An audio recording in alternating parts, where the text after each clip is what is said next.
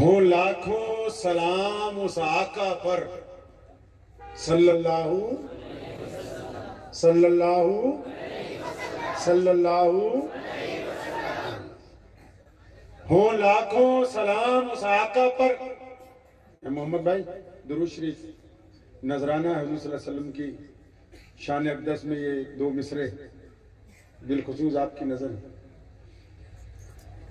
हो लाखों सलाम उस आका पर,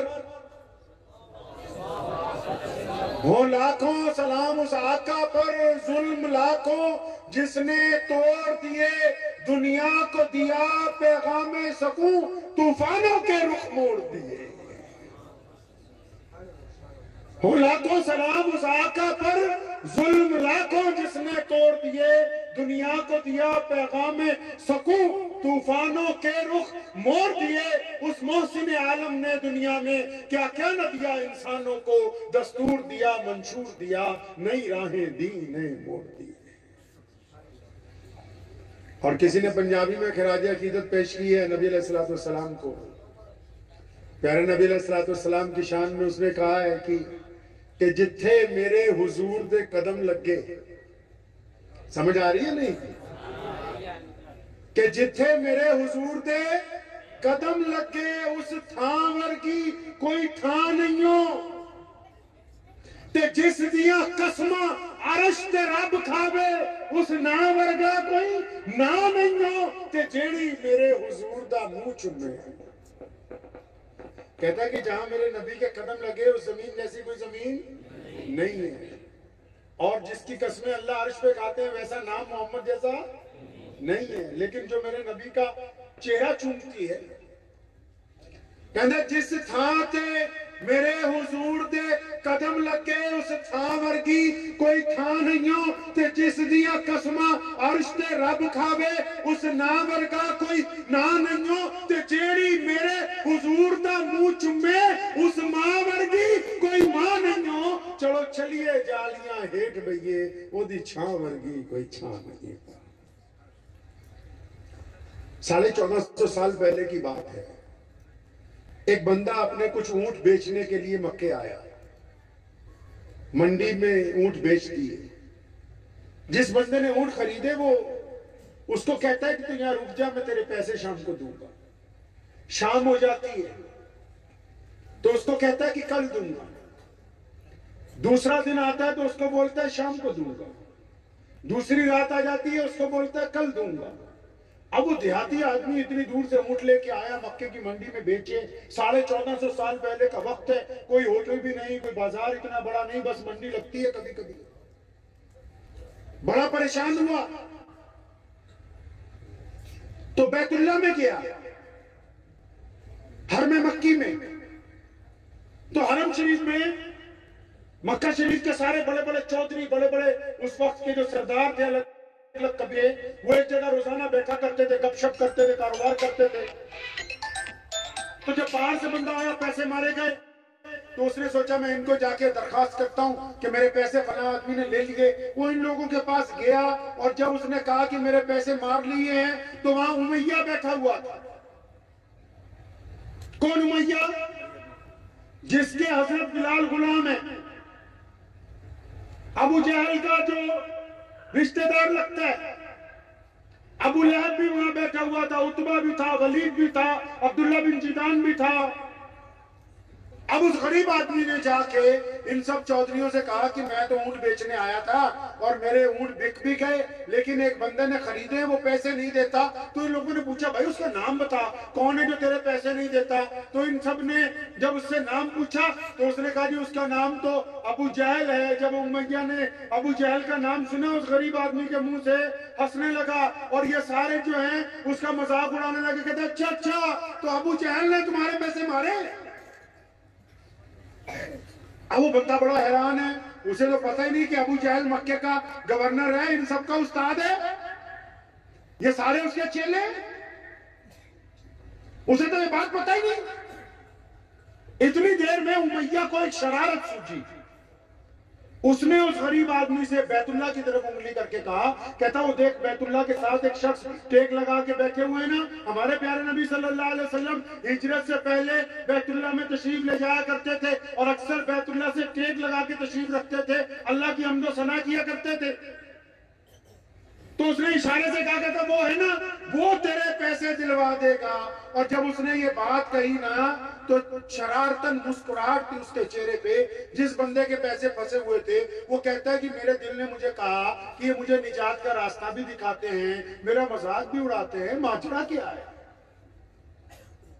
उमैया ने इसलिए रास्ता दिखाया क्योंकि अबू जहल रसूलुल्लाह का बदतरीन दुश्मन है और उमैया के साथ मिलकर रोजाना साजिशें करता है। तो उमैया ये चाहता है कि ये गरीब बंदा रसूलुल्लाह की चौखट पर जाएगा और ऐसा हो नहीं सकता कि कोई रसूलुल्लाह के चौखट पर फरियाद लेकर जाए और उसकी सुनवाई ना हो। ये तो दुश्मन का भी ईमान है।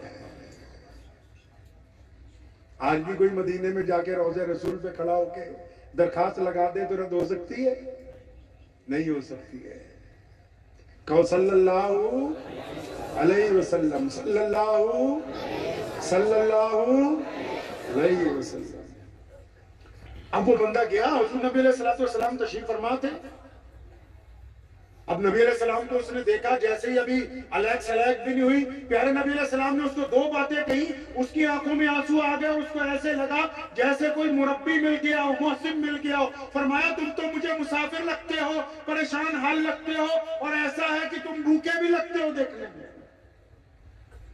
उसकी आंखों में आंसू आ गए। कहने लगा बिल्कुल आपने सही पहचाना, मैं मुसाफिर परेशान और मैं भूखा भी हूं। नबी अलैहिस्सलाम ने उसको ये नहीं पूछा कि तुम्हारा धर्म कौन सा है, ये नहीं पूछा कि तुम्हारी बरादरी कौन सी है, तुम्हारा इलाका कौन सा है, तुम्हारी जात कौन सी है, तुम्हारा रंग कौन सा है, तुम किस कबीले के साथ ताल्लुक रखते हो, ये नहीं पूछा। नबी अलैहि सलाम ने फौरन उसका हाथ पकड़ा, फरमाया तुमको तो हम घर लेकर चलते हैं, घर पर जाके पहले तुम्हें कुछ खिलाएंगे, तुम्हारी कुछ मेहमानदारी करेंगे, फिर तुम्हारी अगली बात सुनेंगे। आप अलैहि सलाम उसको घर ले गए, उसको नाश्ता करवाया, खिलाया पिलाया। जब उसको सुकून हो गया तो अब पूछा कि अब बता भाई क्या बात है। उधर उमैया ने अपने गुलाम को कहा कि पीछे पीछे लगा रहे। और जब नबी अलैहिस्सलाम का नौज़ुबिल्लाह टकराव होगा अबू जहल के साथ, क्योंकि अबू जहल बदमाशी करता है, गुंडागर्दी करता है, मक्के का चौधरी है ना, तो जब टकराव होगा, जब वहां भीड़ इकट्ठी हो जाएगी, जब लड़ाई होगी, तो मुझे भी आके खबर करना था कि हम लोग भी उसमें जाकर शामिल हो जाएं। अब मुखबर पीछे पीछे है। नबी अलैहिस्सलाम ने जब उसे नाश्ता करवाया, पूछा हाँ भाई क्या बात है, तो उसने कहा जी मुझे ऐसे ऐसे मैं ऊंट बेचने आया था, एक आदमी ने पैसे मार लिए, पैसे नहीं देता, मैं गरीब आदमी हूँ, सारा माल बिक गया, आगे से खरीद के लाया हूँ, उनको भी पैसे देने, मुनाफे के पैसे भी बीचने। तो प्यारे नबी अलैहिस्सलाम ने उसका हाथ पकड़ा और मैं चल हम नहीं तुझे तेरे पैसे दिलवा देते। आप सल्लल्लाहु अलैहि वसल्लम उसको लेकर चल पड़े। कहां जा रहे हैं जी? बदतरीन दुश्मन जो है अबू जहल, उसके दरवाजे पर। प्यारे नबी अलैहिस्सलाम ने उसका दरवाजा खटखटाया, अबू जहल बाहर निकला, डांट के फरमाया क्यों गरीब के पैसे मार रखे, पैसे ला, रकम ला ऊँटों की। और मुखबर भी पीछे पीछे। तो अबू जहल ने भीगी बिल्ली की तरह अंदर गया, जाके ऊँटों की जो रकम थी एक थैली में डाल के उसने ला के उस गरीब आदमी को दे दी। नबी अलैहिस्सलाम ने हुक्म दिया कि फरमाया आइंदा ना किसी के पैसे मारना। और फिर जब वहां से चले तो उस गरीब आदमी को नबी अलैहिस्सलाम पूछते हैं, खुद पूछते हैं, फरमाते हैं अब तुम्हारा अगर काम बन गया हो, तसल्ली हो गई हो, तो अब इजाजत है, मतलब खुद ही भीख दें, खुद ही कहें मंगते का भला हो। देने वाले भी मोहम्मद रसूलुल्लाह, फिर दुआ भी देते हैं साथ में, और फिर जिसको दे रहे हैं उससे इजाजत भी चाहते हैं।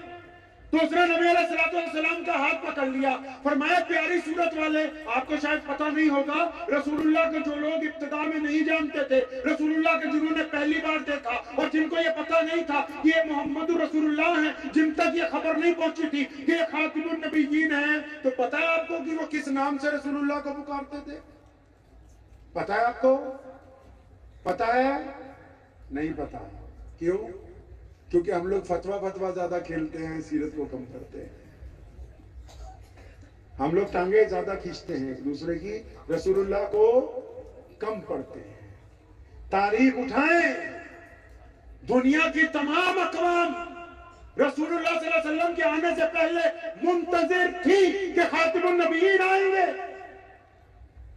ये जिस घर में रसूलुल्लाह की ऊँटनी बैठी है, अबू अय्यूब अंसारी रज़ी अल्लाह तआला अन्हु का जो घर है, उस महल को मदीने के बादशाह ने रसूलुल्लाह की आमद से 1000 साल कबल इसलिए तैयार करवाया कि किसी दिन मोहम्मद रसूलुल्लाह मक्के में पैदा होंगे, हिजरत करके जब यशरब आएंगे तो फिर मेरे इस घर के अंदर। उम्मे माबद ने जब रसूलुल्लाह को देखा, आप लोग जानते हैं उम्मे माबद को? उम्मे माबद वो औरत है जिसने रसूलुल्लाह सल्लल्लाहु अलैहि वसल्लम की खूबसूरती पर गुफ्तगू की है, रसूलुल्लाह की आंखों पर गुफ्तगू की है, रसूलुल्लाह की जुल्फों पर गुफ्तगू की है, रसूलुल्लाह के चेहरे पर गुफ्तगू की है, कब्बकाट पर गुफ्तगू की है, नूरानियत पर गुफ्तगू की है। और उम्मे माबद ने भी वही नाम रखा जो इस बंदे ने रखा। जिस बूढ़ी औरत का तेल जमीन पर गिर गया, उसने भी रसूलुल्लाह को उसी नाम से याद रखा। और जब बिलाल को नहीं पता था ये कौन है, वो भी उसी नाम से पुकारते थे। और हमें पता ही नहीं, अल्लाह के बंदे जो रसूलुल्लाह को पहली बार देखते थे ना, वो रसूलुल्लाह को सोहनी सूरत वाला कहते थे, प्यारा कहते थे, नूरानी चेहरे वाला कहते थे। नाम तो नहीं पता होता था, लेकिन रसूलुल्लाह का चेहरा देख के खुद ही नाम रख देते थे कि ये सोहनी सूरत वाले। अब उस बंदे ने रसूलुल्लाह का हाथ पकड़ा, क्या लगा ये प्यारी सूरत वाले आप हैं कौन? आप हैं कौन? मुझे बताइए तो सही, आप हैं कौन? तो नबी अलैहिस्सलातु वस्सलाम ने कहा कि वही जिसका सारा मक्का दुश्मन है। फरमाया अच्छा आप वो हैं जो अल्लाह के रसूल हैं? फरमाया हाँ मैं ही मोहम्मद हूँ। तो कहने लगा या रसूलुल्लाह, अब गांव बाद में जाऊंगा, पहले आपके हल्के में कलमा ला इलाहा इल्लल्लाह मुहम्मद रसूलुल्लाह। बुढ़िया ने 2 गठरियां बनाई ना, बुढ़िया ने 2 गठरियां बनाई, एक उठाती है तो दूसरी नहीं उठती, पहली जमीन पर रखती है तो दूसरी उठाती है। तो प्यारे नबी अलैहिस्सलातु वस्सलाम गुजरे, फरमाया अम्मा हम पहुंचा दे, तुम्हारा सामान कहाँ जाना है? कहने लगी हाँ ये मक्के के करीब में मेरा गांव है, जहां से मैं ब्याह के आई थी वहां जाना है। रसूलुल्लाह ने दोनों गठरियां उठा ली, सारे रास्ते रसूलुल्लाह की बुराई करती जा रही है, सारे रास्ते रसूलुल्लाह को जादूगर बता रही है। जब रसूलुल्लाह उसके घर पहुंचे, सामान रखा, फिर क्या हुआ? जब सामान रख दिया फिर क्या हुआ? नबी अलैहिस्सलाम ने सामान रखा, पलट के चलने लगे। उसने भी वही बात कही कि प्यारी सूरत वाले अपना नाम तो बताता जा। और सुनो, प्यारे नबी अलैहिस्सलाम ने क्या फरमाया? फरमाया मां नाम में क्या रखा है? नाम में क्या रखा है? वो यहां तो हमारा जब तक नाम ना हो जाए तो पंगा ही ना पड़ जाए। वो बोले ट्रस्टी और जितने चौधरी हो गए, नहीं तो हमारा नाम ही नहीं आया। यहाँ तो नाम के पीछे बड़े बड़े दौलत के अंबार शादियों में खर्च किए जाते हैं कि हमारा नाम होना चाहिए। और रसूलुल्लाह ने क्या उस अम्मा को कहा? फरमाया छोड़ो नाम में क्या रखा है। आप सल्लल्लाहु अलैहि वसल्लम चल पड़े, वो पीछे आई, रुक जाओ प्यारी सूरत वाले, अपना नाम बता के जाओ। रसूलुल्लाह ने फिर कहा कि नाम नहीं बता सकते, नाम में कुछ नहीं रखा, क्योंकि हमारा मकसद तेरी खिदमत है। नबी अलैहिस्सलाम जब दूसरी बार चले, उसने आप सल्लल्लाहु अलैहि वसल्लम का दामन पकड़ लिया। कहने लगा अगर कोई मक्के से आके मुझे पूछेगा मक्का छोड़ आई थी तो किस लिए छोड़ा था, जब मैं बताऊंगी कि एक नया दीन आया उसके डर से छोड़ा, तो मैं ये तो कह सकूंगी कि इतनी प्यारी सूरत वाले वहां रहते हैं जो गरीबों की मदद करते हैं, जो मिस्कीनों की मदद करते हैं, जो जरूरतमंदों की मदद करते हैं। तो प्यारे नबी अलैहिस्सलाम ने फिर फरमाया माँ वो सारे रास्ते जिसकी बुराई करते हुई आई हो, मैं वही मोहम्मद रसूलुल्लाह। आप सल्लल्लाहु अलैहि वसल्लम मक्का मुकरमा की एक गली से चले जा रहे हैं, एक बंदा चक्की पीस रहा है, रो रहा है। आपने देखा? फरमाया क्यों रोता है भाई? कहने लगा जी मैं बीमार हूं, मुझे बुखार चढ़ा हुआ है। फरमाया फिर चक्की क्यों पीसता है? कहने लगा जी मेरा मालिक मुझे मारेगा, मेरा मालिक मुझे मारेगा अगर नहीं पीसूंगा। तो नबी अलैहि सलाम ने फरमाया अच्छा हम तुम्हारी मदद करेंगे।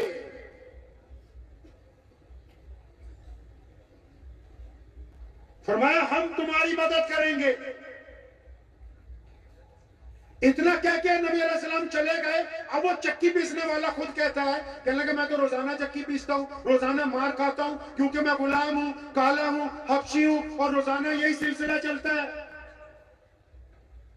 रोज बहुत सारे लोग गुजरते हैं, वो मुझे रोता हुआ देखते हैं, पूछते हैं, चले जाते हैं। आज इन्होंने भी देखा, पूछा, चले गए। अभी इतना सोच ही रहा है कि प्यारे करीम पैगंबर वापस आए, एक हाथ में खजूरें हैं, दूसरे हाथ में गरम दूध का प्याला है, उसको चक्की से हटाया, खजूरें खिलाई, गरम गरम दूध पिलाया और फरमाया तू इस बिस्तर पर लेट जा, आराम कर। वो कहने लगा कि अगर मैं बिस्तर पर लेट के आराम करूंगा तो चक्की कौन पीसेगा?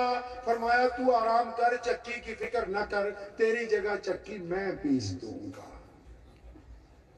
और फिर नबी अलैहिस्सलाम ने 3 रातें लगातार जब इतनी मदद की, अब जिसकी मदद हो रही है उसके दिमाग में आया ये बात, ये कौन है यार जो गरीबों की मदद करता है? ये कौन है जो गुलामों की खबरगिरी कर रहा है? ये कौन है जो काले लोगों को पूछ रहा है? ये कौन है जो फतेहाल लोगों का मसीहा बन के आया? और जब उसने पूछा तीसरे दिन, ये प्यारी सूरत वाले आप हैं कौन? फरमाया मैं मोहम्मद रसूलुल्लाह। आप सल्लल्लाहु अलैहि वसल्लम का दामन पकड़ लिया, कहने लगा या रसूलुल्लाह, दुनिया इधर से उधर हो जाए, मुझ बिलाल को अपनी गुलामी के अंदर कबूल फरमा लीजिए।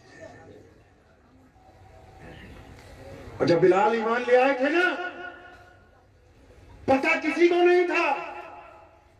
जब बिलाल मुसलमान हुए पता किसी को नहीं था। उमैया को भी नहीं पता था, अबू जहल को भी नहीं पता था, उतबा को भी नहीं पता था। मक्के में दहशत का माहौल था। अम्मार बिन यासिर, सुना है नाम अम्मार बिन यासिर का? सैयदना अम्मार बिन यासिर वो अजीमुल आजम सहाबी हैं कि जिनके वालिद मुसलमानों में मर्दों में पहले शहीद हैं, और जिनकी वालिदा हजरत सुमैया मुसलमानों की औरतों में सबसे पहले शहीद है। अम्मार बिन यासिर को पकड़ लिया एक दिन अबू जहल ने, और मक्के की मस्जिद के बाहर एक दरख्त के साथ बांधा हुआ है। आप लोगों को मेरी बात समझ आ रही है ना भाई? हाँ? तो मक्के की मस्जिद के बाहर बांधा हुआ है, बैतुल्लाह के बाहर एक दरख्त से। अब उसकी पिटाई हो रही है, अम्मार बिन यासिर की पिटाई हो रही है। सारे बड़े बड़े चौधरी पीट रहे हैं उसको कि भाई छोड़ते रसूलुल्लाह का दामन। इतनी देर में वहां से उमैया गुजरा।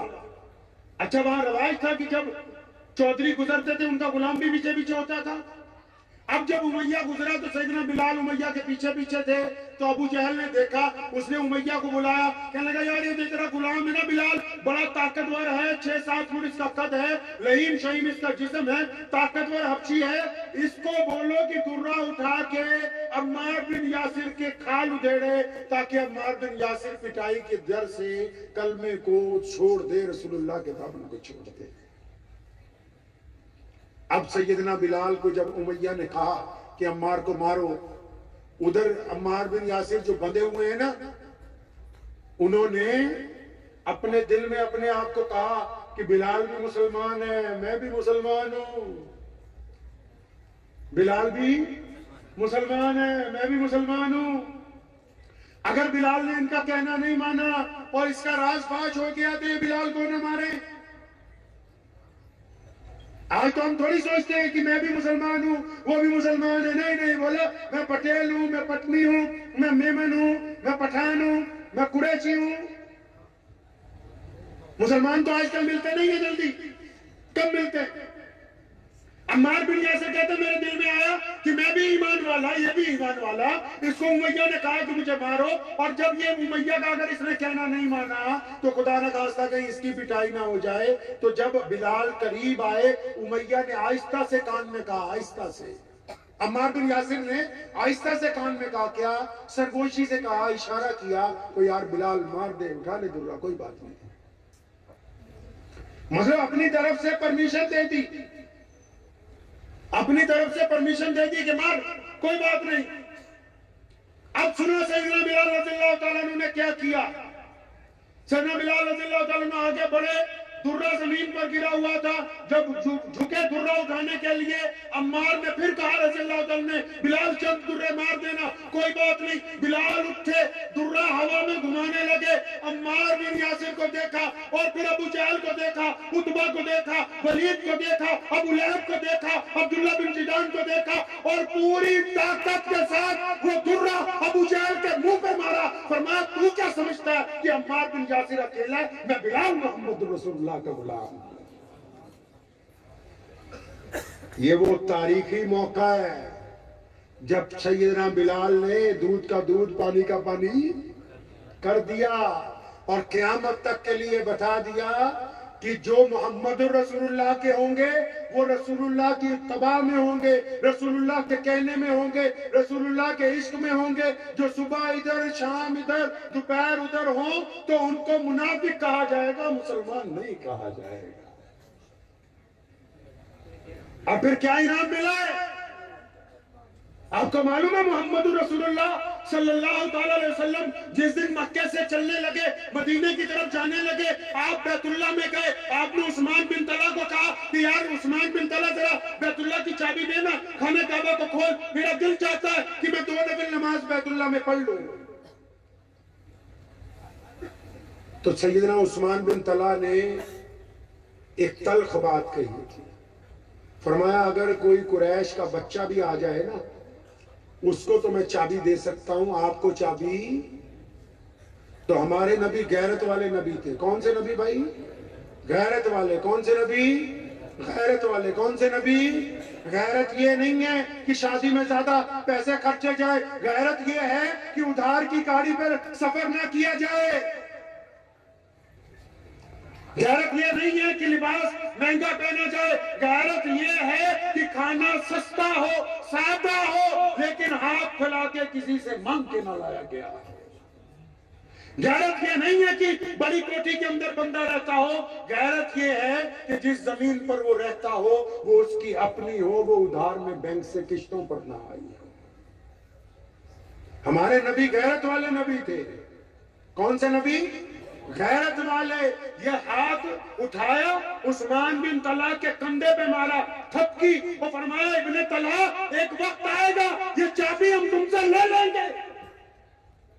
इसको कहते हैं एतमाद की बात, इसको कहते हैं जुर्रत की बात, इसको कहते हैं यकीन की बात। क्या फरमाया रसूलुल्लाह ने?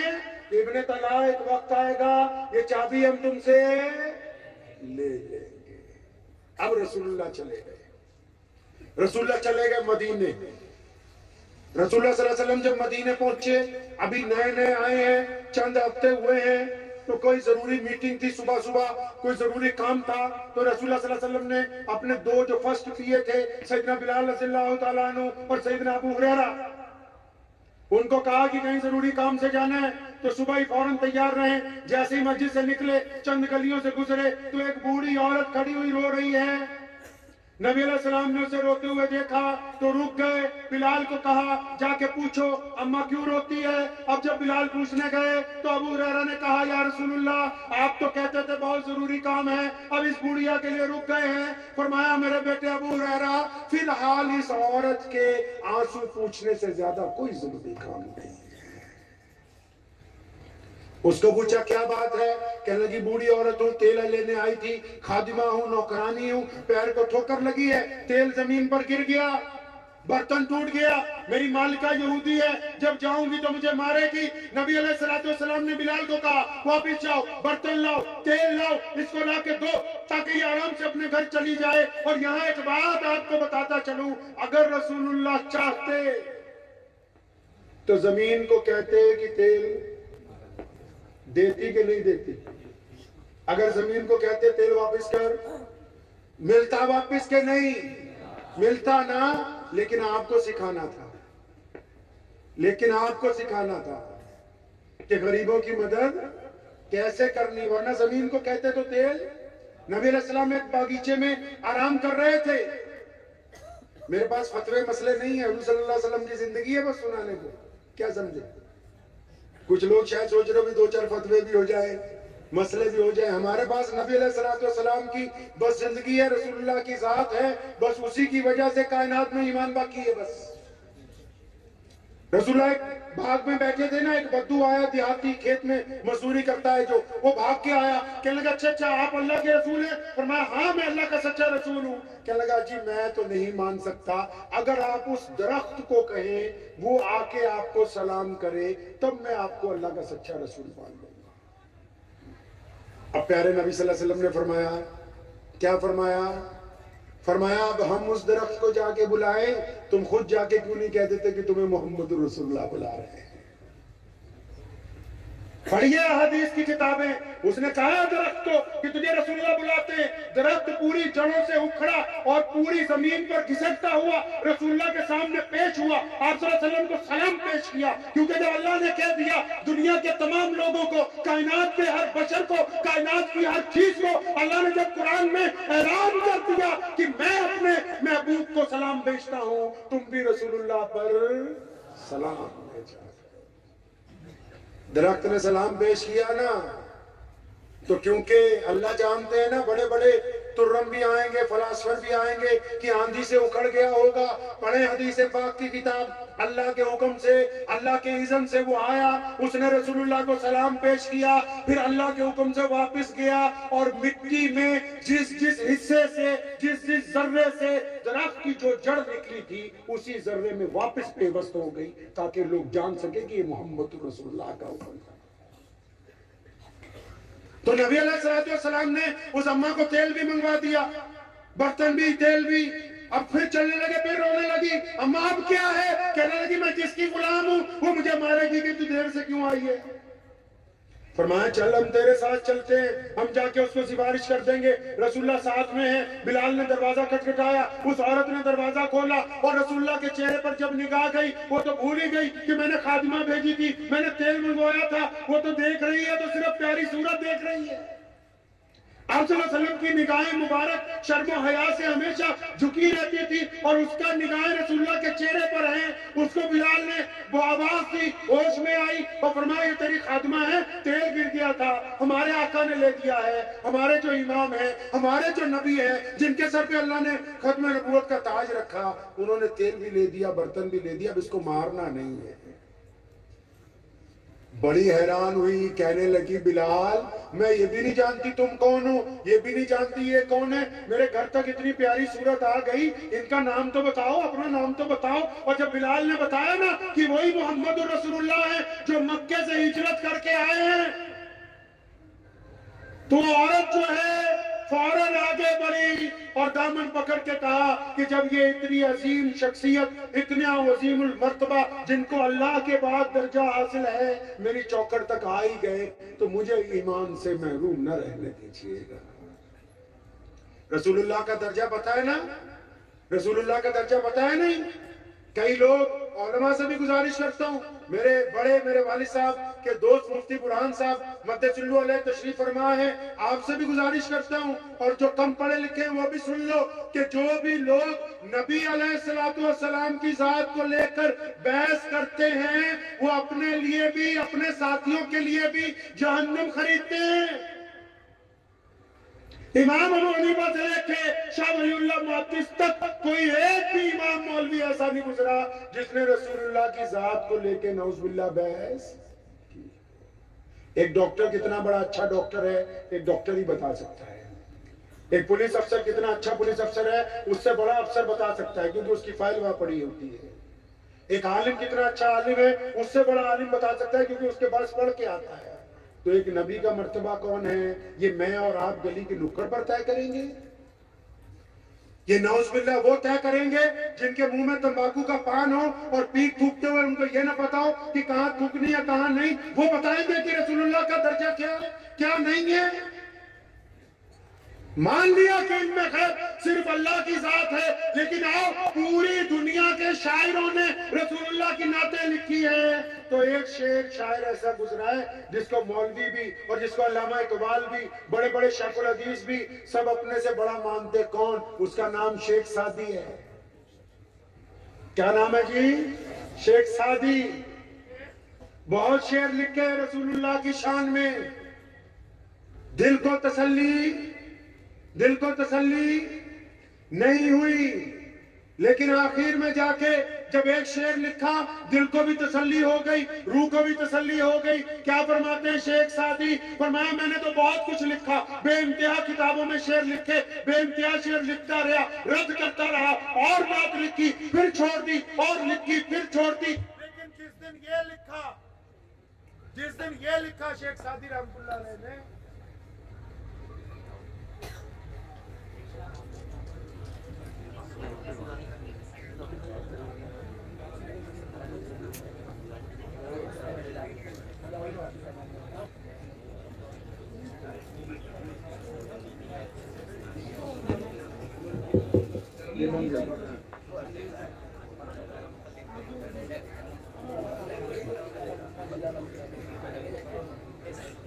सुने दिल थाम के।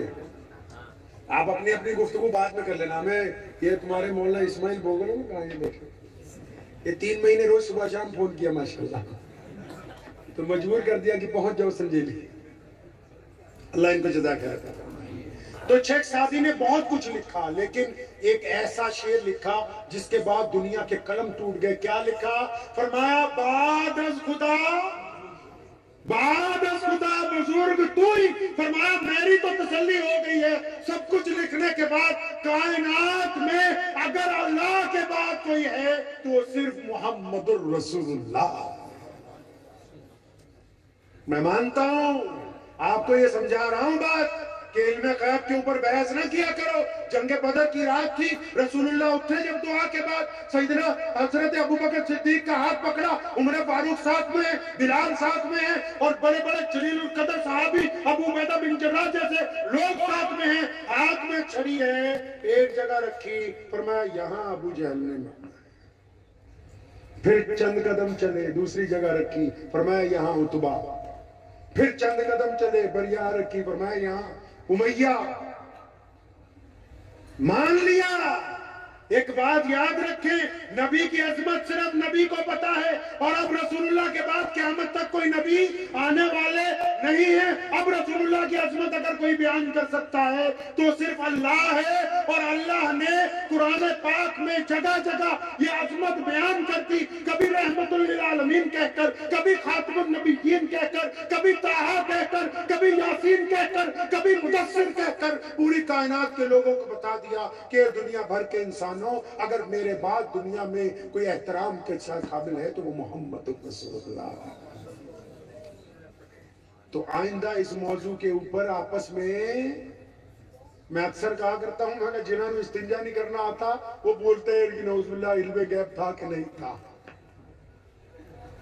जिनको अभी नहीं घर में अपना नहीं पता, जिनके बच्चे ना मानते हो कि तू मेरा अब्बा है कि नहीं, वो भी नौजुबिल्लाह बहस करने के लिए चौराहे के ऊपर खड़े हो जाते हैं। ये मामूली जुर्म नहीं है। रसूलुल्लाह की शान को वजह बहस बनाना बिल्कुल बदतरीन गुनाह है। नऊज़ुबिल्लाह हज़रात सहाबाए किराम रज़ियल्लाहु तआला अजमाइन से लेकर इमाम अबू हनीफा तक और फिर शाह वलीउल्लाह मुहद्दिस देलवी तक ये रवाज मुसलमानों में नहीं था। आप भी पल्ले बांध लीजिए इसको, बात को। तो मैं अर्ज ये कर रहा था कि वो बूढ़ी औरत का तेल गिर गया, मामला निपट गया, और नबी अलैहिस्सलातु वस्सलाम मदीना मुनव्वरा में तशरीफ फरमाए हैं। मदीना मुनव्वरा में तशरीफ फरमाए हैं तो इतनी देर में एक लश्कर मुसलमानों का कहीं गया हुआ था, उसने हातिम ताई की बेटी को पकड़ लिया। हातिम ताई का नाम सुना आप लोगों ने? आज भी कोई ज्यादा पैसे बांटे, लोगों को खैरात करे तो हम बोलते हैं हातिम ताई बन गया। तो सहाबा के लश्कर में सहाबियात भी साथ में होती थी। हातिम की बेटी ने एक जगह मुसलमानों से झगड़ा किया तो उसको पकड़ लिया। अब जब हातिम की बेटी को गिरफ्तार किया ना, वो रास्ते में जब उसको ला रहे थे, खुद कहती है, वो कहने लगी कि मैंने अपने दिल में सोचा कि मैं तो हातिम की बेटी हूं, मैं उस शख्स की बेटी हूं जिससे अल्लाह राजी था, जिससे अल्लाह राजी था, और मैं तो ऐसे सवाल करूंगी कि नौजुबिल्लाह कोई जवाब ही नहीं आएगा। जब मस्जिद नबी में पहुंची, अभी बाहर दरवाजे पर है, नबी अलैहिस्सलाम ने दूर से देख लिया कि इस बेटी के सर पर दुपट्टा नहीं है। नबी अलैहिस्सलाम मस्जिद नबी में तशरीफ रखते, फौरन अपनी रहमत वाली चादर उतारी। कौन सी चादर भाई? और कौन सी चादर? रहमत वाली। कौन सी चादर? रहमत वाली। वो चादर जिसको जिब्रील अमीन बोसा देना अपने लिए इज्जत की बात समझते हो। पता है जब मेराज पर गए थे, पता है जब मेराज पर गए थे क्या हुआ था? जब जिब्रील आए ना, रसूलुल्लाह सो रहे थे, उन्होंने अल्लाह ताला को कहा आपका पैगंबर सो रहा है, आपका प्यारा सो रहा है, आवाज दे के उठाऊं? अल्लाह ने फरमाया नहीं नहीं, मेरे महबूब को आवाज ना देना, हो सकता है नींद में खलल पड़ जाए और वो अचानक तिरक जाए, पर मैं नहीं, आवाज नहीं देना। फिर अल्लाह को कहा कि इलाही इजाजत हो आपके पैगंबर को हाथ लगाऊं, उनके बाजू को दबाऊं, उनके पैरों को दबाऊं। फिर अल्लाह तबारक व तआला ने कहा नहीं नहीं जिब्रील, मेरे पैगंबर को हाथ नहीं लगाना। फिर क्या हुआ? फिर क्या हुआ? पूछा या अल्लाह उठाना कैसे है? फरमाया घूम के आ जा सामने। किस तरफ? पैरों की तरफ। क्या करें? और मौला करीम क्या करें? फरमाया मेरे महबूब के पैरों की तरफ आ जा और फिर अपने जो होंठ हैं ये काली कमली वाले के तलवों से लगा दे ताकि इनकी ठंडक से उनकी आंख खुल जाए। ये मर्तबा है मोहम्मदुर रसूलुल्लाह का। तो नबी अलैहिस्सलाम मदीना मुनव्वरा में हातिम की बेटी मस्जिद में दाखिल हो रही, अपनी रहमत वाली चादर उतारी, एक सहाबी को बढ़ाई, भाग के दौड़ के जाओ और उसके सर पर डालो, वो बेटी आ रही है, उसका सर नंगा है। अभी वो चादर लेके भी नहीं गए, किसी एक सहाबी ने इधर से कह दिया या रसूलुल्लाह आप रहने दीजिए, आपकी चादर ताहा यासीन वाली चादर है, मैं अपनी दे देता हूँ। नबी अलैहिस्सलाम ने नाराजगी से उसकी तरफ देखा, फरमाया या रसूलुल्लाह मैं तो इसलिए कह रहा हूँ वो बेटी जो आ रही है ना वो दुश्मन की बेटी है। नबी अलैहिस्सलाम ने उसको देखा, नाराजगी का इजहार फरमाया, अब तो बोला है आइंदा ये लफ्ज नहीं बोलना और लिख लो कि बेटी सिर्फ बेटी होती है, चाहे वो अपनी हो, चाहे दुश्मन की हो, चाहे पराये की हो। फरमाया ये जो बेटी सामने आ रही है इसके सर पर मोहम्मद रसूलुल्लाह की चादर रखी जाए। अब वो जो हातिम ताई की बेटी आ रही थी ना, उसने ये सोच रखा था कि पता नहीं क्या कुछ जाके कह दूंगी। अब जब काली कमली वाले की चादर सर पर डाली गई, उसको ढांप दिया गया तो आंखों से आंसू जारी हो गए। रसूलुल्लाह के पास आई, रसूलुल्लाह को सलाम किया और कहने लगी या रसूलुल्लाह मैं आप पर ईमान लाती हूँ। फरमाया इसलिए ईमान लाती हूँ कि मुझे और मेरे भाई को शायद ये खदशा था कि आप मदीने में एक रियासत बनाने के लिए आए हैं, लेकिन यहाँ आकर ये चादर जब मेरे सर पर रखी गई तो मेरा दिल इस बात पर आमादा हो गया है कि आप जमीन के नहीं बादशाह, आप कायनात के दिलों के ऊपर राज करने के लिए तशरीफ लाए हैं, आप दिलों के शहंशाह बन के आए हैं। नबी अलैहिस्सलाम ने हातिम की बेटी को रिहा फरमाया, हातिम की बेटी के साथियों को रिहा फरमाया, हातिम की बेटियों को सवारी दी, हातिम की बेटी को तोहफे दिए। और जब वो वापस अपने महल में पहुंची ना, उसका भाई था अदी, और उसने अदी को बुलाया कि तू कहां भाग गया था? कहने लगा जब लड़ाई हुई मैं एक तरफ जान बचा के निकल गया। कहने लगे अदी यार तू कैसी बातें करता है, तू मदीने जा तो सही, मोहम्मद रसूलुल्लाह से मिल तो सही। मैं और तू जो सोचते थे वो वैसे नहीं है, वो तो ऐसे है कि कायनात में उन जैसा कोई नहीं है। अदी ने भी नई बात कर दी, वो भी हातिम ताई का बेटा है। अदी कहने लगा नहीं नहीं बहना, मैं अगर गया तो मैं उस दिन जाऊंगा कि जिस दिन वो मुझे अपने महल में लेके जाएं, अपने घर में लेके जाएं। मैं उनका घर देखना चाहता हूं, उनका कमरा देखना चाहता हूं। अगर वो देखूंगा तब फिर मैं कलमा पढ़ सकता हूं, तब मैं तुम्हारी तरह ईमान ले आऊंगा। तो उसकी बहन ने कहा ठीक है तेरी मर्जी है, जो मर्जी करता। फिर एक दिन आदि पहुंचे मस्जिद नबी के दरवाजे पर, अभी अंदर दाखिल हुए, रसूलुल्लाह साहबा के झुरमुट में बैठे। अदी अभी चंद कदम चले और फरमाया अदी आजा यार तेरा इंतजार कर रहा है। घबरा गए कि अल्लाह के नबी को मेरा पता है। आके बैठे, सलाम दुआ हुई, अदी का हाथ पकड़ा, फरमाया अदी घर चल के बात होगी, यहाँ नहीं बात होगी। अदी फरमाते हैं मुझे 1-2 मिनट में 2 झटके लग गए। अब मस्जिद नबी से जब बाहर निकले हैं, उधर से एक पगली औरत भागती हुई आई। उसने आगे कहा अस्सलाम वालेकुम या रसूलल्लाह। अल्लाह के नबी रुक गए, फरमाया मेरी बात सुने। रसूलुल्लाह ने तमाम काम छोड़ दिए, उसकी बात सुनने लगे। कहने लगे या रसूलल्लाह कुछ खास काम है, थोड़ा साइड पर होके बात सुने। रसूलुल्लाह थोड़ा साइड को हो गए, फिर कहते या रसूलल्लाह नहीं थोड़ा और आगे चले, थोड़ा और आगे गए, फिर रेत पर बैठ गई। या रसूलल्लाह रेत पर बैठ नबी अलैहिस्सलाम रेत पर उस औरत के साथ बैठ गए। कौन है जी? पगली औरत है, सिदरी औरत है, दिमाग पूरा नहीं चलता, होशो आवाज ठीक नहीं है। उसने नबी अलैहिस्सलाम को कहा या रसूलल्लाह मैं फरियाद लेके आई हूँ। फरमाया क्या बात है? फरमाया मदीने के बच्चे मेरे पीछे दौड़ते हैं, मुझे पत्थर मारते हैं, आप हुक्म जारी कीजिए कि आज के बाद मेरे पीछे कोई ना दौड़े। आप सल्लल्लाहु अलैहि वसल्लम ने हुक्म जारी कर दिया कि आज के बाद कोई इसे तंग नहीं करेगा। वो अपनी बातें बताए जा रही है और जब काफी देर हो गया कहने लगे अच्छा अल्लाह के रसूल को या रसूलल्लाह आप जाइए, आपके पास वक्त कम है। अभी नबी अलैहिस्सलाम उसको रुखसत करके आए, किसी सहाबी ने कान में कहा या रसूलल्लाह आपको शायद पता नहीं कि औरत पगली है, सिदरी है, इसका दिमाग चला हुआ है, इसका दिमाग नहीं चलता। अक्सर गांव देहात में ऐसा कोई ना कोई मर्द औरत होता है। तो सुनो मुसलमानों, करीम रसूल ने फरमाया था, फरमाया मुझे भी पता है कि ये कमली है, सारा मदीना इसकी नहीं सुनता, मैं भी अगर इसकी नहीं सुनूंगा तो फिर कौन सुनेगा। अदी को घर ले गए। अदी हैरान है कि बस खजूरों की झोपड़ी है, खजूर का बिस्तर है। नबी अलैहिस्सलाम ने खजूरें और दूध पेश की और जब अदी की तवाज़ो हो गई फरमाया अब इजाजत है, आप जा सकते हैं। अदी ने रसूलुल्लाह का दामन पकड़ लिया, फरमाने लगे या रसूलुल्लाह आया तो इसीलिए था कि देख के लौट जाऊंगा, लेकिन अब क़यामत तक आपसे नहीं छूट के जाऊंगा। नबी अलैहिस्सलाम 6 साल के हैं, 6 साल के नबी अलैहिस्सलाम। कितने साल के जी? 6 साल के। उनकी अम्मा सैयदना आमिना उनको लेके अपने अम्मी अबू के घर गई। सैयदा आमिना उनको लेके अपने वालिदैन के घर गई। क्या काम था कि जहां उनके वालिदैन रहते थे वहां हज़रत अब्दुल्ला का विसाल हुआ था कि मैं अपने प्यारे मोहम्मद को इनके अब्बा की कब्र दिखा दूं। आप लोगों ने बहुत सारे वाकयात ना बीच में सुने नहीं होंगे, है ना? तो बोलो नहीं सुने कि नहीं सुने? सारे वाकयात जो मैं सुना रहा हूं सुने हैं सारे? बोलते नहीं हो सही तरह। पता है गुजराती में पता नहीं क्या कहते, जितना गुड़ डालोगे उतना ही मीठा, बोलो उतना ही मीठा होगा। संगे मरमर मस्जिद में लगाते रहो, मौलवी की तनख्वाह 1 लाख रुपए महीना। सारे पैसे मस्जिदों में लगा दो। अब जब तुम लगाओगे नहीं तो हदीस पढ़ के सीरत पढ़ के तुम्हें बताएंगे। हजरत मामला यही है कि नहीं? इन्होंने नहीं मुझे कहा, यह अमूमी बात जो पूरे मुल्क के मुसलमानों की बीमारी है।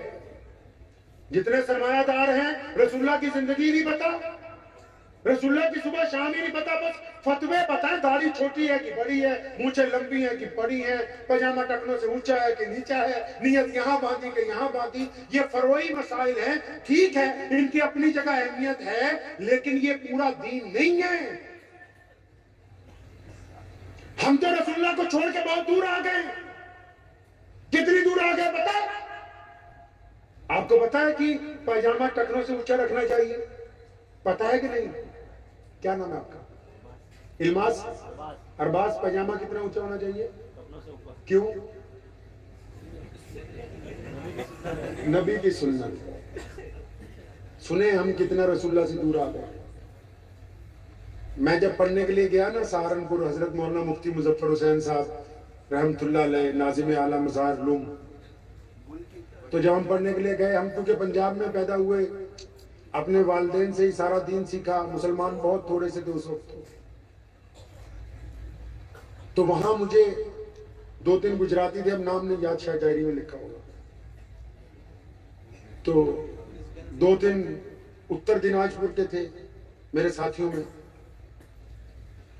तो मैं जब वहां गया तो शुरू में 2-3 दिन गुजरे थे तो किसी ने मुझे टोका, कहे मुल्ला जी ये तुम्हारा पैजामा नीचे है, इसको ऊंचा करो। तो मैं ऊंचा कर लेता हूं, कहने लगा इसको ऊंचा कर लो नहीं तो तुम जहन्नुम में जाओगे।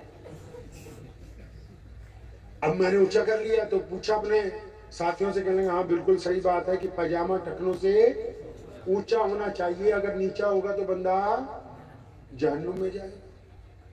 और अच्छा अगर ऊंचा होगा तो जन्नत में, अगर नीचे हो गया तो जी, अगर ये ऊंचा हो गया तो कहां? अरे बोलो भाई, इतनी दूर से बुलवाया तो बात तो आप कीजिए ना साथ में। अगर पैजामा टखनों से ऊंचा हुआ तो आप कहां जाएंगे, और अगर नीचे हुआ तो जहन्नम में। अब मैं जब छुट्टी पे घर गया तो मेरे वालिद हजरत मौलाना हबीबुर रहमान साहब सानी लुधियानवी रहमतुल्लाह अलैह मुफ्ती साहब के यहाँ आए थे। ये मोहम्मद उस वक्त छोटा था बहुत। तो उनके वालिद हजरत मौलाना मुफ्ती मोहम्मद अहमद लुधियानवी रहमतुल्लाह अलैह, तो उनके वालिद भी रईसुल अहरार मौलाना हबीबुर रहमान लुधियानवी रहमतुल्लाह अलैह, उनके अब्बा भी हजरत मौलाना मोहम्मद जकरिया लुधियानवी रहमतुल्लाह अलैह, उनके अब्बा भी हजरत मौलाना शाह मोहम्मद लुधियानवी रहमतुल्लाह अलैह, उनके वालिद भी हजरत मौलाना शाह अब्दुल कादिर साहब लुधियानवी रहमतुल्लाह अलैह, उनके वालिद भी हजरत मौलाना हकीम अब्दुल वारिस साहब लुधियानवी रहमतुल्लाह अलैह। तो इतने नस्ल में हो गए मौलवी। तो मैंने अपने अब्बा को कहा कि आप तो मुझे बचपन से गलत पढ़ाते रहे। कहने लगे क्या? मैं तुम बोलता था कि माँ के पैरों में जन्नत है, ये बोलते हैं कि कुछ टुकड़ों में फंसे।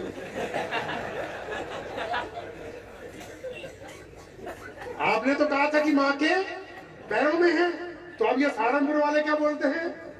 जो टुकड़ों में फंसी हुई है। तो तुम गलत बोलते रहे, तुम पहले बताते हम पजामा ऊंचा रखते जन्नत में पहुंच जाते। तो लेकिन अगर हमने नबी अलैहिस्सलाम को पढ़े, क्योंकि हम गुड़ में मीठा दूध में गुड़ नहीं डाल रहे, चीनी नहीं घोल रहे ना, हम तो 5 वक्त का इमाम कर रहे हैं। इमाम को तो इतनी फुर्सत ही नहीं दे रहे कि ये बेइंतहा माल तेरे लिए है, ये दौलत तेरे लिए है, ये सीरत की किताबें तेरे लिए है, तेरे बच्चों का बीवी का खर्च हमारे जिम्मे, बस तूने तो हमें रसूलुल्लाह की बातें सुनानी है, हमें तो ये चाहिए ही नहीं, हमें तो 5 वक्त नमाज पढ़नी है और फिर इधर गए उधर गए, हमें कोई मतलब नहीं है रसूलुल्लाह की सीरत से। सुनो, हमारे नबी अलैहिस्सलाम ने कहा, ये बात दुरुस्त है कि पैजामा टखनों से ऊंचा होना चाहिए, ये बात दुरुस्त है कि ये टखनों से ऊंचा होगा तो आपको जन्नत मिल सकती है। लेकिन जिस दिन प्यारे पैगंबर ने ये कहा था कि अपना पैजामा अपनी लुंगी टखनों से ऊंची कर लो, तो उनके एक दोस्त सबसे पहले आए दौड़ते हुए और उनका नाम अबू बकर है। फरमाया या रसूलुल्लाह, आपने ये हुक्म जारी कर दिया कि पैजामा टखनों से ऊंचा रखो, मेरा जिस्म तो अक्सर मेरी लुंगी झलक जाती है। फरमाया अबू बकर तेरे लिए थोड़ी कहा है यार,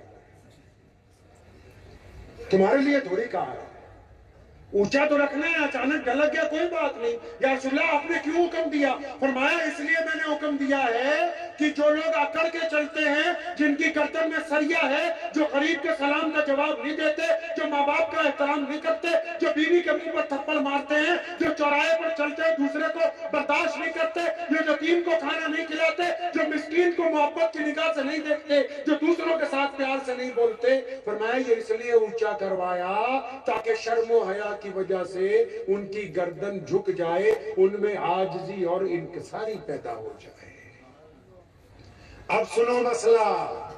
आप सोच रहे होंगे बहुत देर होगी मौलवी ने मसला नहीं कोई सुनाया। अब सुनो मसला।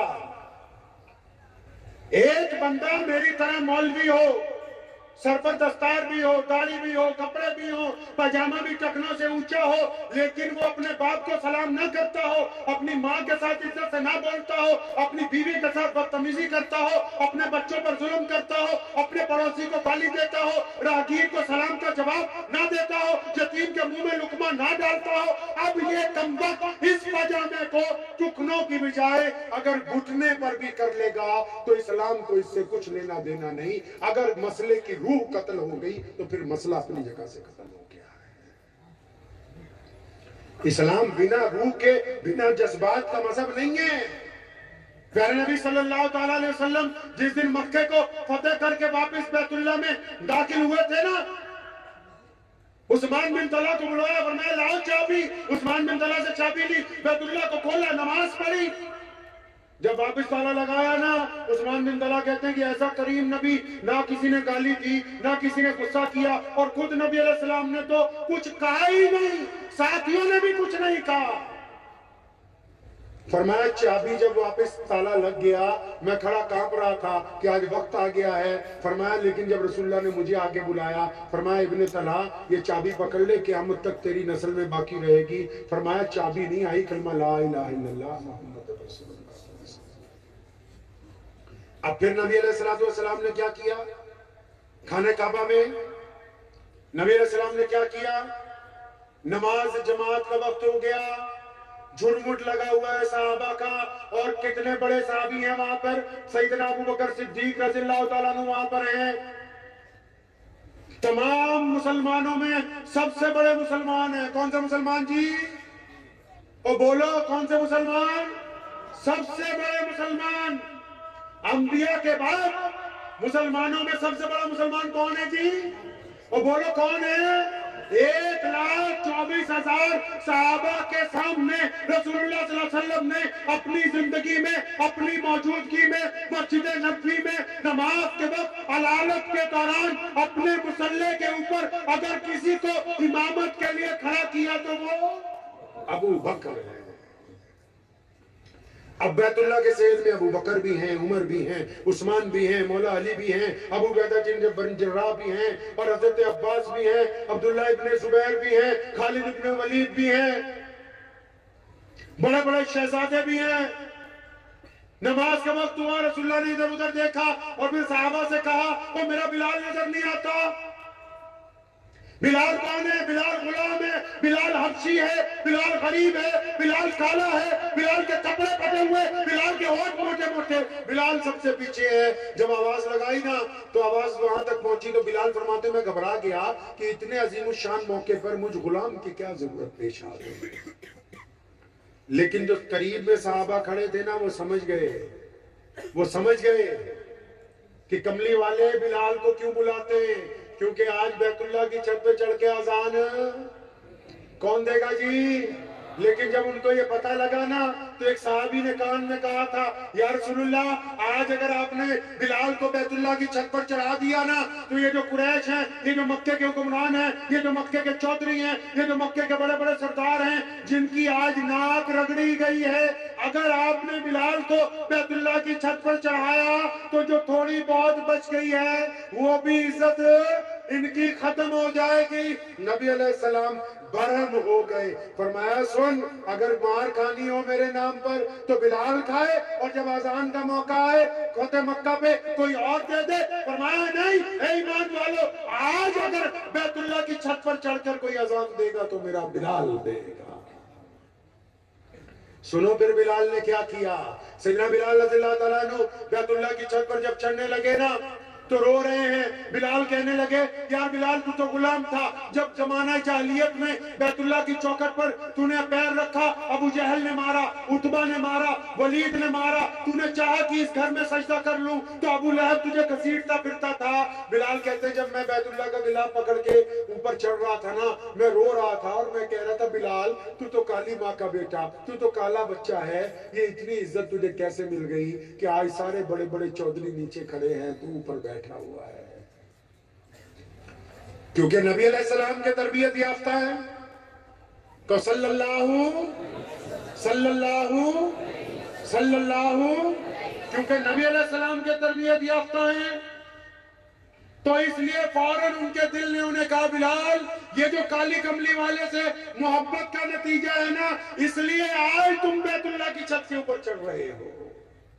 और आप लोग तो उम्रे पे जाते रहते हैं माशाल्लाह, आपने देखा होगा वो जो काले रंग का गिलाफ चढ़ाया है, जो बैतुल्लाह है जिसको खाना काबा कहते हैं, उसके चारों तरफ जो बिल्डिंग है उसको मस्जिद हराम कहते हैं। लेकिन खाने काबा की छत के ऊपर कोई नमाज नहीं पढ़ता, खाना काबा की छत के ऊपर कोई अजान नहीं देता, खाना काबा की दीवारों को किबले का दर्जा हासिल है, बाहर से अंदर की तरफ, अंदर से बाहर की तरफ खाना काबा की दीवारों को किबले का दर्जा हासिल है।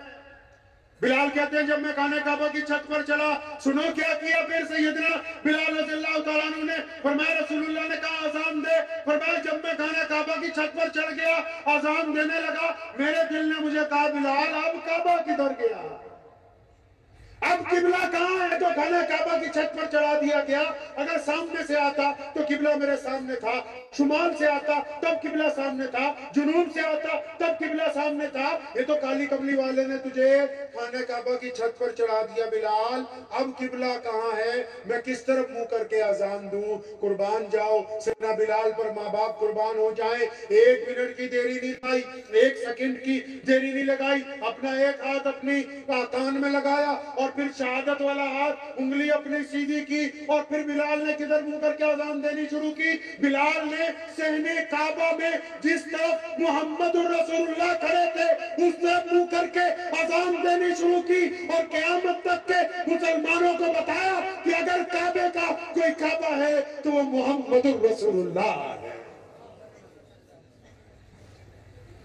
और फिर यही नहीं बस की, अल्लाह को पता था ना मिर्जा कादियानी जैसे झूठे नबी आएंगे, मुस्लिमा कसाब जैसे बेईमान आएंगे, बड़े बड़े फितीन आएंगे, नया नया फितना लेके आएंगे, रसूलुल्लाह की जगह नौजुबिल्लाह नबी बनने की कोशिश करेंगे। अल्लाह ने निजाम ऐसा बनाया, अब बिलाल खाना काबा की छत पर और रसूलुल्लाह जिधर खड़े हैं, काबा बिलाल का उधर और आजान दे रहे हैं। अल्लाह ने रसूल के दिल में बात डाल दी कि प्यारे पैगंबर चल पड़िए। अब रसूलुल्लाह तवाफ करना शुरू कर देते हैं। अब बिलाल अजान दे रहा है, रसूलुल्लाह तवाफ कर रहे हैं। अब बिलाल ने कहा अल्लाहु अकबर अल्लाहु अकबर। रसूलुल्लाह घूमने लगे खाने काबा की चारों तरफ। बिलाल भी अजान देता हुआ घूमता है, क्योंकि बिलाल का किबला घूम रहा है। बिलाल भी उधर घूमता है, जिस तरफ रसूलुल्लाह जाते हैं बिलाल उसी तरफ चेहरा करते हैं, ताकि क़यामत तक मुसलमानों को बता दे कि जितने मर्जी ऐरे गहरे आ जाए, तुम्हारा रास्ता उसी तरफ है जिस तरफ मोहम्मद रसूलुल्लाह, वही रास्ता है तुम्हारा, उनके अलावा कोई नहीं है। अब सुनो फिर क्या हुआ। फिर नबी अलैहिस्सलाम ने जब नमाज पढ़ ली, कैदी पेश किए गए, कैदी रिहा कर दिए गए, बहुत सारे फैसले आए हो गए। फिर मक्के का मौजूदा गवर्नर उस वक्त अबू सुफियान रज़ी अल्लाह ताला अन्हु, जो ईमान ले आए उसी दिन, मौजूदा मक्के का गवर्नर है। या रसूलल्लाह हमारी महल पे चलिए, हमारी कोठी पे चलिए, खाना तैयार है। अब्दुल रहमान बिन औफ जैसे मालदार वहां मौजूद हैं, उस्मान गनी रज़ी अल्लाह ताला अन्हु का घर वहां है, सैयदना फारूक आजम रज़ी अल्लाह ताला अन्हु की कोठी वहां है, सैयदना अबू बकर सिद्दीक का घर वहां पर है, और बड़े बड़े लोगों के घर हैं। सारे कह रहे हैं या रसूलल्लाह चलो ना, हमारे घर पे चलो, हमारे यहाँ क़याम करना। तो कहां गए रसूलुल्लाह, कहां गए पता है? नहीं। पहले वादा करो कि चीनी गुड़ पूरा डालोगे, दूध में आए डालोगे नहीं इंशाल्लाह। कहां गए पता नहीं, अल्लाह माफ फरमा दे हमें बस।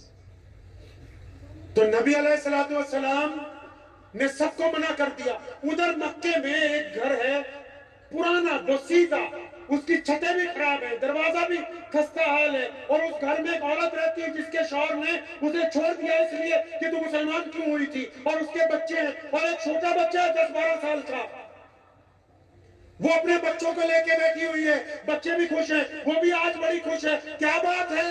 फरमाया कि आज तो अल्लाह के नबी ने मक्का फतेह कर लिया, आज मक्के के गली कूचों में रसूलुल्लाह के फौजी फिर रहे, रसूलुल्लाह के सहाबी फिर रहे। तो क्या बात हो गई, इतनी खुशी है?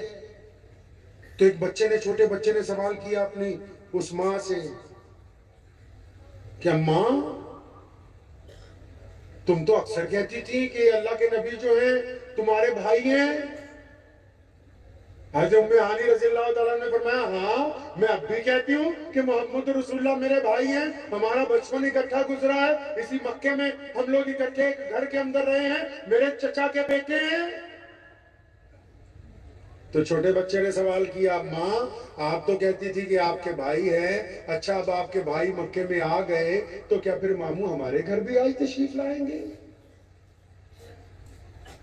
उम्मे हानी को जब उस बच्चे की ये बात सुनी ना, तो उनके जज्बात उमड़ आए, आंसू आ गए, और दिल में सोचने लगी वो प्यारे मोहम्मद जब बचपन में थे, आज तो मोहम्मद उनके सर पर खत्म नबूवत का ताज है, आज वो फाते मक्का हैं, वो मदीने से आए हैं, इतनी मसरूफियात हैं, इतने बड़े बड़े जनरल साथ में हैं, अलग अलग लोगों के दूर से जो एम्बेसडर आए हैं, सफारतकार आए हैं, वो साथ में हैं, मक्के की पूरी इंतजामिया साथ में है। उन्हें क्या याद होगा कि एक गरीब बहन भी मक्के में रहती है, अभी ये सोच ही रही है, किसी ने दरवाजे पर जोर से कुंडी खटखटाई, अब ये जज्बात में है ना, तो इसने जरा जोर से पूछा कि कौन है दरवाजे पर, तो उधर से आवाज आई कि हानी, और दरवाजा खोलो, मैं तेरा भाई मोहम्मद रसूलुल्लाह। उम्मे हानी ने दरवाजा खोला। 10 साल बाद, हिजरत के 10 साल बाद रसूलुल्लाह आए हैं, आंखें अश्कबार हैं, बहन भी रो रही है।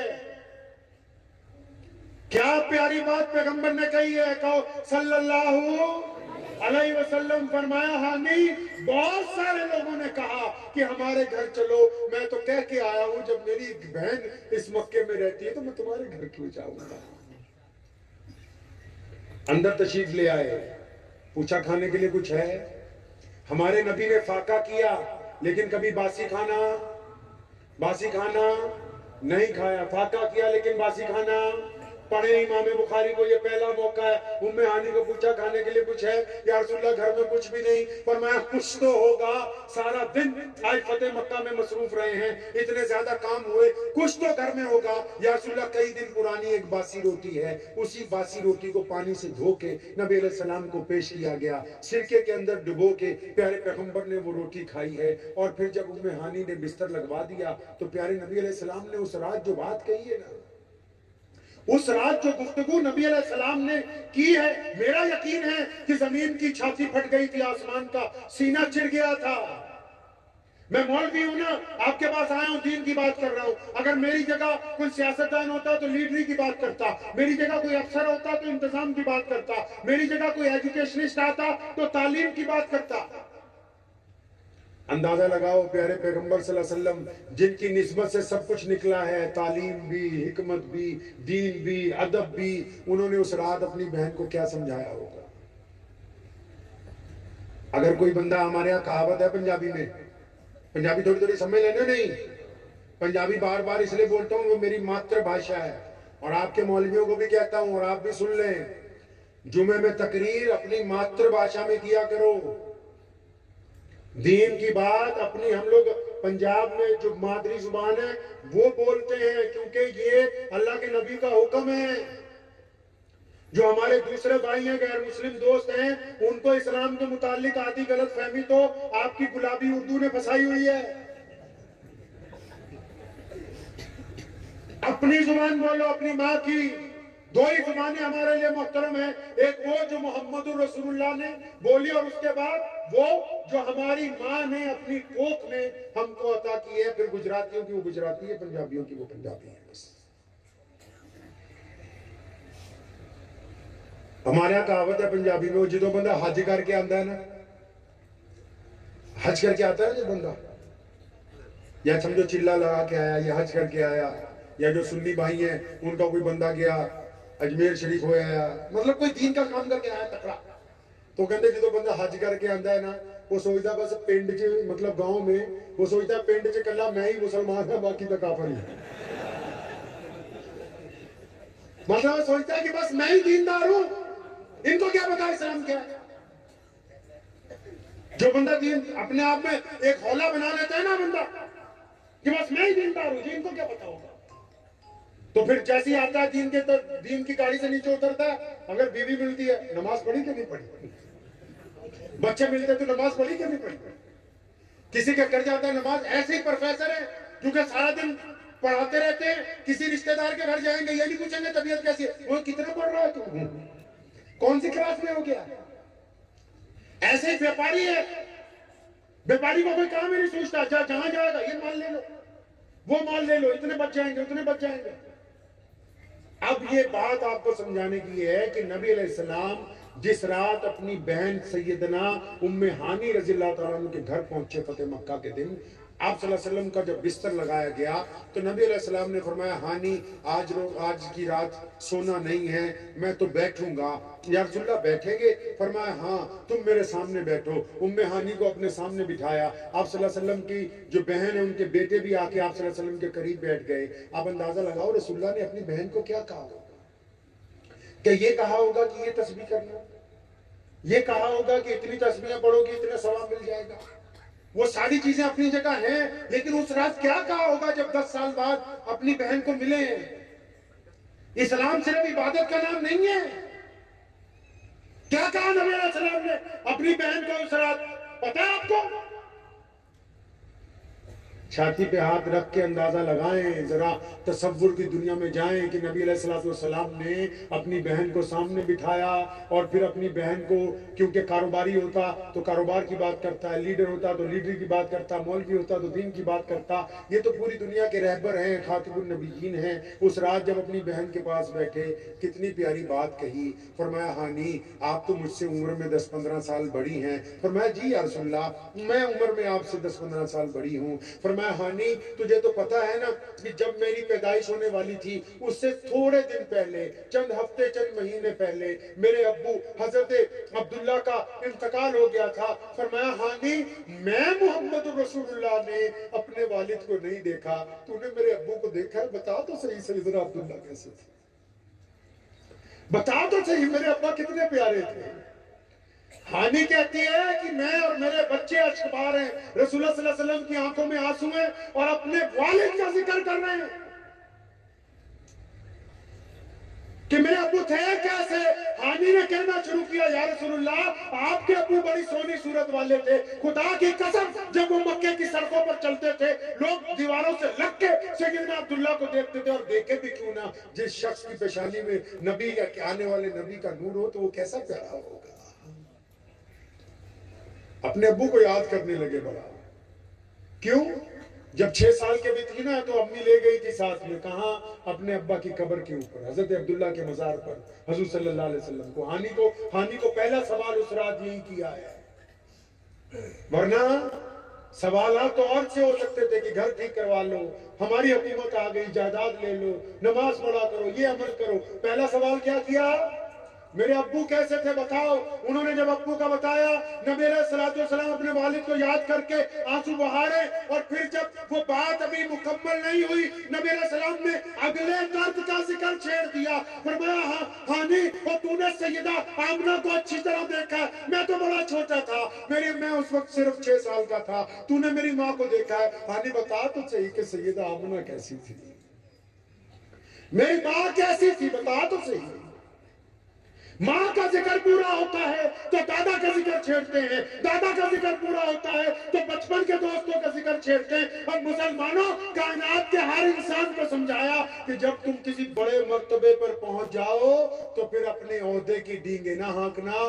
फिर जब ऐसा वक्त आ जाए कि जब बिछड़े हुए मिले तो फिर उनको याद करना जो उस वक्त तुम्हारे साथ थे जब तुम्हारे साथ कोई दूसरा नहीं था। नबी अलैहिस्सलाम ने आखिरी हज किया है 63 साल की उम्र में। कितने साल की उम्र में? 63 साल की उम्र में आखिरी हज किया। और जब चले मदीने से मक्के की तरफ, रास्ते में एक शहर आता है, एक बस्ती आती है जिसका नाम अबवा है। 1,24,000 लोग साथ में हैं, कई किलोमीटर का लश्कर है। और जब अबवा पहाड़ी के करीब से गुजरे, अचानक अपनी ऊँटनी को मोड़ लिया। अबवा पहाड़ी पर ऊँटनी बैठी, रसूलुल्लाह ऊँटनी से उतरे, एक कब्र के सिराने बैठे, छम छम आंसू बरस रहे हैं। और फिर एक बात कही, अब्बा मैं 6 साल का था तो मुझे छोड़ के चली गई थी। इमाम बुखारी ने लिखा है कि रसूलुल्लाह ने अपने दोनों घुटने ऐसे उठाए, अपना सर रख लिया और ज़ारो कतार अपनी माँ को याद करके रो रहे हैं। ज़ारो कतार अपनी माँ को याद करके रो रहे हैं। जब बहुत देर हो गई, सुनो मुसलमानों, नबी अलैहिस्सलाम के पास फिर वही दोस्त आया जो गार का दोस्त है, जो हिजरत का दोस्त है, जो बदर का दोस्त है, जो अब भी रोज़ा रसूल में रसूलुल्लाह के दोस्त हैं। अबू बकर आए, जफ्फी डाली, या रसूलुल्लाह क्या हुक्म है, करीम रसूल पर कुर्बान जाऊं। तारीखी बात कही थी, फरमाया अबू बकर आज की रात मैं मोहम्मद रसूलुल्लाह यही अपनी माँ के पास गुजारूंगा। कहां बिस्तर लगाया? अपनी माँ की कब्र के पास। तो मैं अक्सर पूछा करता हूं नमाजियों से, आपको बड़ा शौक है, बड़ा गरूर है इस बात पर कि हम नमाजी हैं, हम दीनदार हैं, हम मुत्तकी हैं, हम परहेजगार हैं। जरा ये तो बताओ नमाज पढ़ने वालों कि कभी अपने बाप के साथ गले मिले हो जाके? बताओ तो सही, क्या कभी अपने बाप से गले मिले हो? जफ्फी डाली है कभी अपनी माँ के पैर दबाए? रसूलुल्लाह सल्लल्लाहु अलैहि वसल्लम मस्जिद नबवी में पहुंचे, बिलाल ने तकबीर कही, सहाबा ने सबे लगाई, रसूलुल्लाह अपने मुसल्ले पर पहुंचे। अचानक दिल में क्या बात आई, पलट गए और कहा, बिलाल सुन, तकबीर तो तू कह चुका है, सफे भी बंध चुकी हैं, लेकिन अगर मेरी माँ जिंदा होती ना बिलाल, और वो हुजरे से कहती मोहम्मद, तो फरमाया मैं तो नमाज छोड़ के अपनी माँ के पास जाता था। नमाज क्यों पढ़ते हो? क्यों पढ़ते हो भाई नमाज? कभी सोचा है नमाज क्यों पढ़ते हो? आप अंदाजा लगाएं, हमारी हालत इसलिए ज्यादा खराब है कि इस्लाम का मकसद क्या है वो हम भूल गए हैं, और जो जरूरतें हैं उसके ऊपर लड़ रहे हैं, जरूरतों पर लड़ रहे हैं। क्या करेंगे? जरूरतों पर लड़ रहे हैं। पहले आपको देसी तरीके से समझाता हूं बात में। ये जलसे का मकसद क्या है आप सबका यहाँ आना? ताकि हम लोग इकट्ठे होकर अल्लाह और उसके रसूल की बात करें, सुने और सुने। यही मकसद है ना जी, बोलो, यही मकसद है ना। अगर ये टेंट ना लगाते तो ये जितनी बातें मैंने कही हैं तब भी मैं कह सकता था नहीं? अरे बोलो भाई, कह सकते थे ना। अच्छा, अगर ये सोफा नहीं रखते तो अगर मैं खड़ा होकर आपसे बात करता तो हो जाती? अरे बोलो भाई, बोलते। मुर्गा खाया ना, गोश्त। अभी हम लोग मस्जिद में हमारी बहनों के साथ जब किताब था असर में, तब भी मैं क्या कहता कि मुसलमानों ने इतना गोश्त खाया, इतना गोश्त खाया कि हमारा नाम ही गोश्त वाला रख दिया तुमसे। गैर मुस्लिम यही समझने लगे कि जो गोश्त खाता है वही मुसलमान है। अगर ये स्टेज भी नहीं लगाते, हम सब मौलवी नीचे बैठ जाते, तब भी यही बात होती। बोलते नहीं यार, प्रोफेशनल जलसा नहीं हो रहा है ये। प्रोफेशनल जलसा समझते हो, एक रस्म अदा करनी होती है, बस दो चार जने आए, तुमने अपनी कही, हमने अपनी कही। नहीं, रसूलुल्लाह सल्लल्लाहु अलैहि वसल्लम के उस दीन को पहचानना है, उस मकसद को पहचानना है जो रसूलुल्लाह लेके आए हैं, और दुनिया प्यासी है उसकी। अच्छा ये बताओ, आप लोग तो माशाल्लाह सब मसलक खेलते रहते हो। जो लोग ऐसे करके नमाज पढ़ते हैं, रफा दैन करके, उनकी नमाज हो जाती है? हो जाती है। मैं तो समझा था मुफ्ती बुरहान साहब भी मुफ्ती हैं, तो सारी मुफ्ती माशाल्लाह।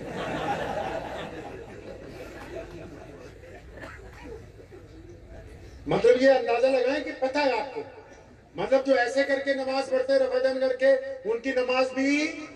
और बोलो यार जोर से, अगर आप बोलेंगे तो मैं 15 मिनट और बात करूंगा, आप अगर चुप हो जाएंगे तो फिर सलाम अलैकुम। जो ऐसा करके उनकी नमाज हो जाती है।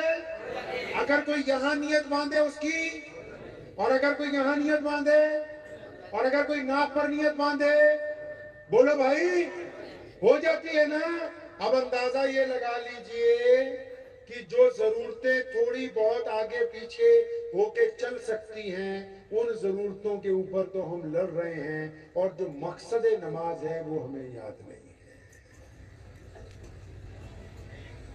क्या नाम बताया था? अम्मार अरबाज। नमाज क्यों पढ़ते?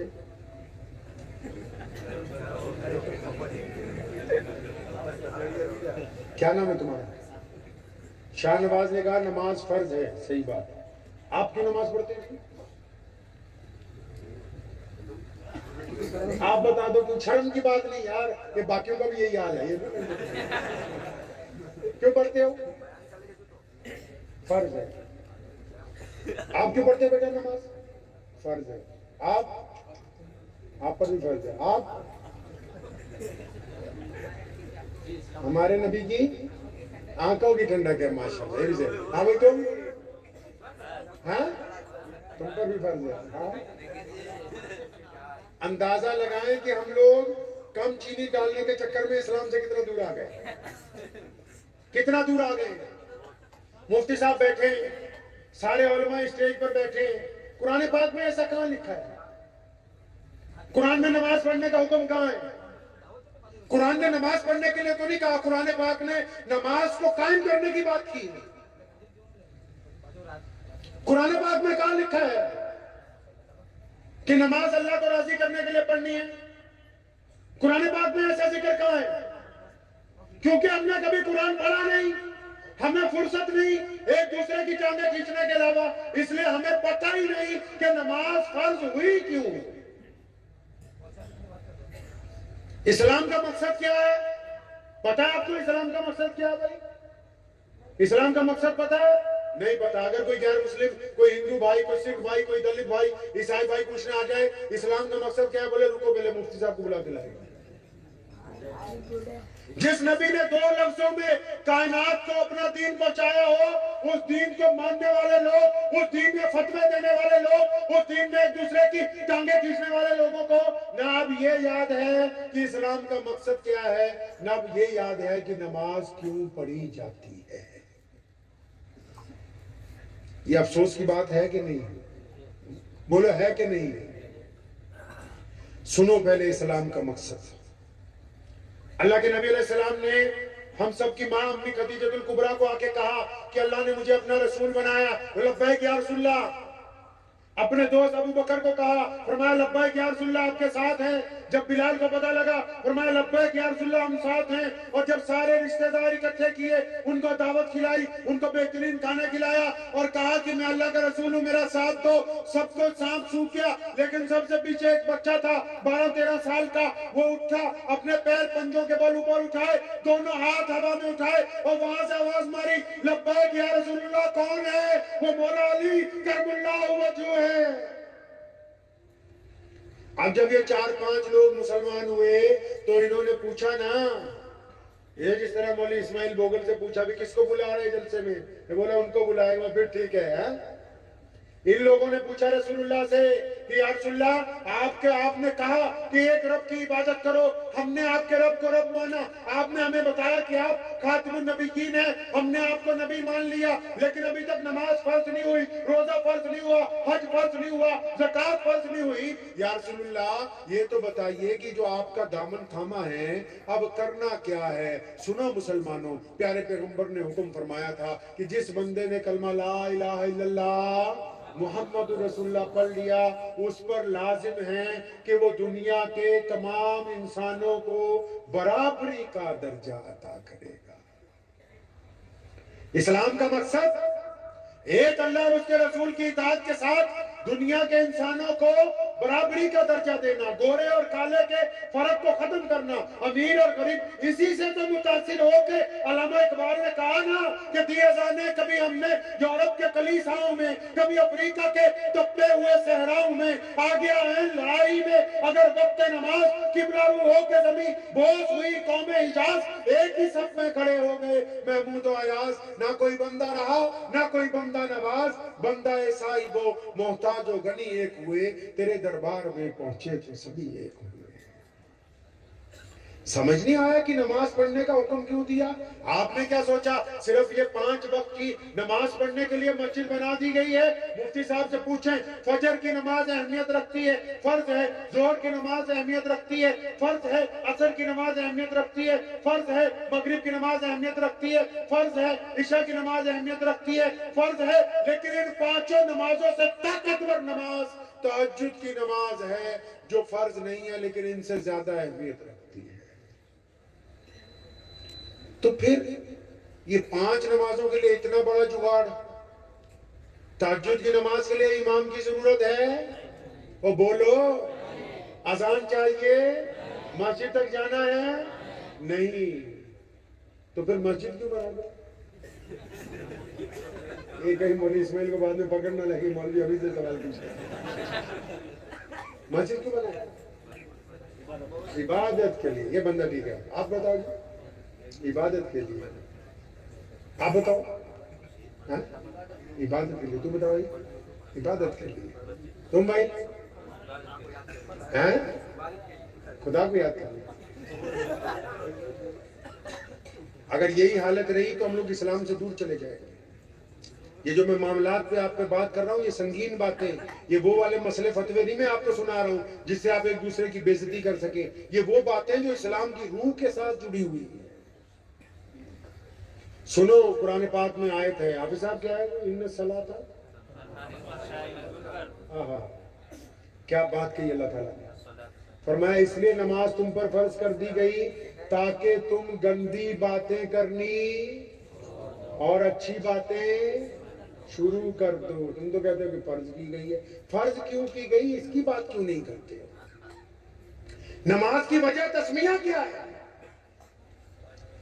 एक बंदा नमाज भी पढ़े, थकी भी मारे, नमाज भी पढ़े, चोरी भी करे, नमाज भी पढ़े, किसी की बेटी की तरफ गंदी निगाह भी डाले, नमाज भी पढ़े, माँ बाप को गाली भी दे। ये किस बेवकूफ ने समझाया कि ये नमाज हो रही है? फिर पंजाबी में एक शेर सुनाता हूँ। हमारा बुल्ला है ना, एक बुल्ले शाह का नाम सुना नहीं? बुल्ले शाह रहमतुल्लाह अलैह ने फरमाया नमाज भी नीति जाने हो, मतलब नमाज भी पढ़ते हो। फरमाया नमाज भी नीति जाने हो, ठगी भी कीती जाने हो, आकी कीती जाने। मतलब नमाज भी पढ़ते हो, बेईमानी भी करते हो, नमाज भी पढ़ते हो, खुराबात भी करते हो, नमाज भी पढ़ते हो, जिना भी करते हो, नमाज भी पढ़ते हो, चोरी भी करते हो। ये किसने कहा कि ये नमाज हो रही है? नमाज वही है, रसूलुल्लाह ने फरमाया कि नमाज वही है जो बंदे को बुराइयों से रोकती हो। मियाँ साहब इस दिल से पूछो, अगर आप नमाज पढ़ते हैं तो गुनाह करते हैं, तो इसका मतलब नमाज हो नहीं रही है, हो नहीं रही है। ये नमाज क्यों बनाई पता है? अल्लाह ने रसूलुल्लाह को कहा ना कि तेरी उम्मत ऐसी उम्मत होगी जो कायनात में दीन फैलाएगी, हर रंग में, हर नस्ल में। ये इस्लाम जो आज पूरी दुनिया में हर रंग और नस्ल में ऐसे थोड़ी पहुंचा। रसूलुल्लाह ने आइडियल मुसलमान बना दिए। मुसलमानों को आइडियल बनाने के लिए जरूरी था कि वो नमाजी हो, क्योंकि नमाज फर्क पैदा करती है दीनदार में और बेईमान में, ठग में और ईमानदार में। अब हम पूरी कायनात में क्यों पहुंचे? क्योंकि नमाज ने हमें प्रैक्टिकली दीनदार बनाया। क्या बनाया जी? सिर्फ नमाज सजदे का नाम नहीं है, नमाज इत्तफाक का नाम है, नमाज क़ियादत का नाम है, नमाज सफों में दुरुस्तगी का नाम है, नमाज दुख दर्द को बांटने का नाम है, नमाज शफकत का नाम है। कुरान ने नहीं कहा? हाफिज साहब वो कौन सी आयत है? अराइतल्लज़ी युकज़्ज़िबु बिद्दीन फ़ज़ालिकल्लज़ी यदूल यतीम वला यहुज़्ज़ु अला तुआमिल मिस्कीन फबई, बोलना फबई। अरे किन नमाजियों की पिटाई की बात हो रही है यहाँ? मैं तो हैरान रहा, अरे कुरान शरीफ में नमाजियों की पिटाई की बात? ये किन नमाजियों को कहा कि तुम्हारी नमाज तुम्हारे मुंह पे मारेंगे? क्यों? अल्लाह ने फरमाया कि नमाज भी पढ़ते हो, यतीम के मुंह में लुकमा नहीं डालते, नमाज भी पढ़ते हो, यतीम की खबरगिरी नहीं करते, नमाज भी पढ़ते हो, रास्ते से पत्थर नहीं हटाते, नमाज भी पढ़ते हो, माँ के पैर नहीं दबाते, नमाज भी पढ़ते हो, हराम माल घर पे लेके जाते हो, नमाज भी पढ़ते हो, बीवी के चेहरे पे थप्पड़ मारते हो। तो फरमाया ऐसे नमाजियों की तो पिटाई होनी चाहिए, इनके लिए कोई नमाज थोड़ी पढ़ रहे हैं। इन्होंने सोचा तो पता नहीं, बस 5 टाइम अल्लाहु अकबर। इसलिए नहीं बनाई, इसलिए बनाई ये जो अल्लाहु अकबर कहते हैं ना, फिर ये दोनों हाथों से ऐलान करते हैं कि अब हम दुनिया की किसी ताकत से डरते नहीं, हम किसी को नहीं मानते, एक खुदा की इबादत करते, दिल से खौफ निकाल के बाहर फेंकते, फिर नियत बांधते। नमाज का मतलब ही नहीं पता ही नहीं नमाज पढ़ क्यों रहे हैं। अल्लाह के बंदे, अगर आपकी नमाज आपको बुराइयों से नहीं रोक रही तो मौलाना से पूछने की जरूरत नहीं। यकीन कर लीजिए कि नमाज हमें फायदा नहीं पहुंचा रही। इसके लिए जरूरी है कि हम और अच्छी तरह नमाज को अदा करें, और अच्छी तरह नमाज पढ़ें। और अच्छी तरह नमाज कैसे? वो नमाज ऐसे कि जब नमाज पढ़ के हम बाहर निकले, किसी की बेटी पर निगाह पड़ जाए तो अपनी आंखें झुका ले, जेब में ज्यादा पैसे हो, सके भाई के घर में फाका हो, तो चुपके से जाके उसके दरवाजे के नीचे एक लिफाफा रकम का फेंक के आ जाए। अच्छी नमाज ऐसे कि हमें अल्लाह ने मालदार बनाया हो, हमारा पड़ोसी चाहे वो गैर मुस्लिम क्यों ना हो, वो परेशानी के दिन गुजारता हो, तो हम खामोशी से जाएं, उसकी इज्जत नफ्स रखते हुए उसको पैसे देके आ जाएं। पूरी दुनिया में लोग ईमान में क्यों आए पता है आपको? पूरी दुनिया में लोग ईमान में क्यों आए? अफ्रीका में जाओ, जर्मन में जाओ, फ्रांस में जाओ, टोक्यो में जाओ, हर रंग और नस्ल के मुसलमान क्यों आए पता है? क्योंकि रसूलुल्लाह ने दुखती रग पकड़ ली थी इंसानों की। दुखती रग क्या है? फरमाया ना, जो कलमा पढ़ चुका है उस पे लाजिम है सबको बराबरी का दर्जा। क्या देगी? सबको बराबरी का। तो ये नमाज से सीखते नहीं हो यार? जब इमाम साहब मुसल्ले पे खड़े होते हैं, पीछे मुअज्जिन तकबीर कहता है, जब नियत बांध लेते हैं, अगर ट्रस्टी साहब देर से आएंगे तो कहाँ नमाज पढ़ेंगे? और बोलो कहाँ पढ़ेंगे? पीछे। नमाज की खूबसूरती नजर नहीं आती? अगर और देर से आए तो कहाँ? और पीछे। और अगर ज्यादा देर से जुमे में आए तो जहां मुसलमानों ने जूतियां उतारी वहां नमाज पढ़ेंगे, क्योंकि ये रसूलुल्लाह की कायम करदा नमाज है। कोई भी चौधरी किसी के कंधे को फलांग के आगे नहीं जा सकता है। नमाज तो घर में भी पढ़ सकते थे, लेकिन मस्जिद क्यों बनाई? या रसूलुल्लाह मस्जिद क्यों बनाई? प्यारे पैगंबर ने फरमाया मस्जिद बनाओ। या रसूलुल्लाह क्यों बनाए? फरमाया नमाज पढ़ेंगे। या रसूलुल्लाह कैसे नमाज पढ़ेंगे? फरमाया इकट्ठे होके नमाज पढ़ेंगे।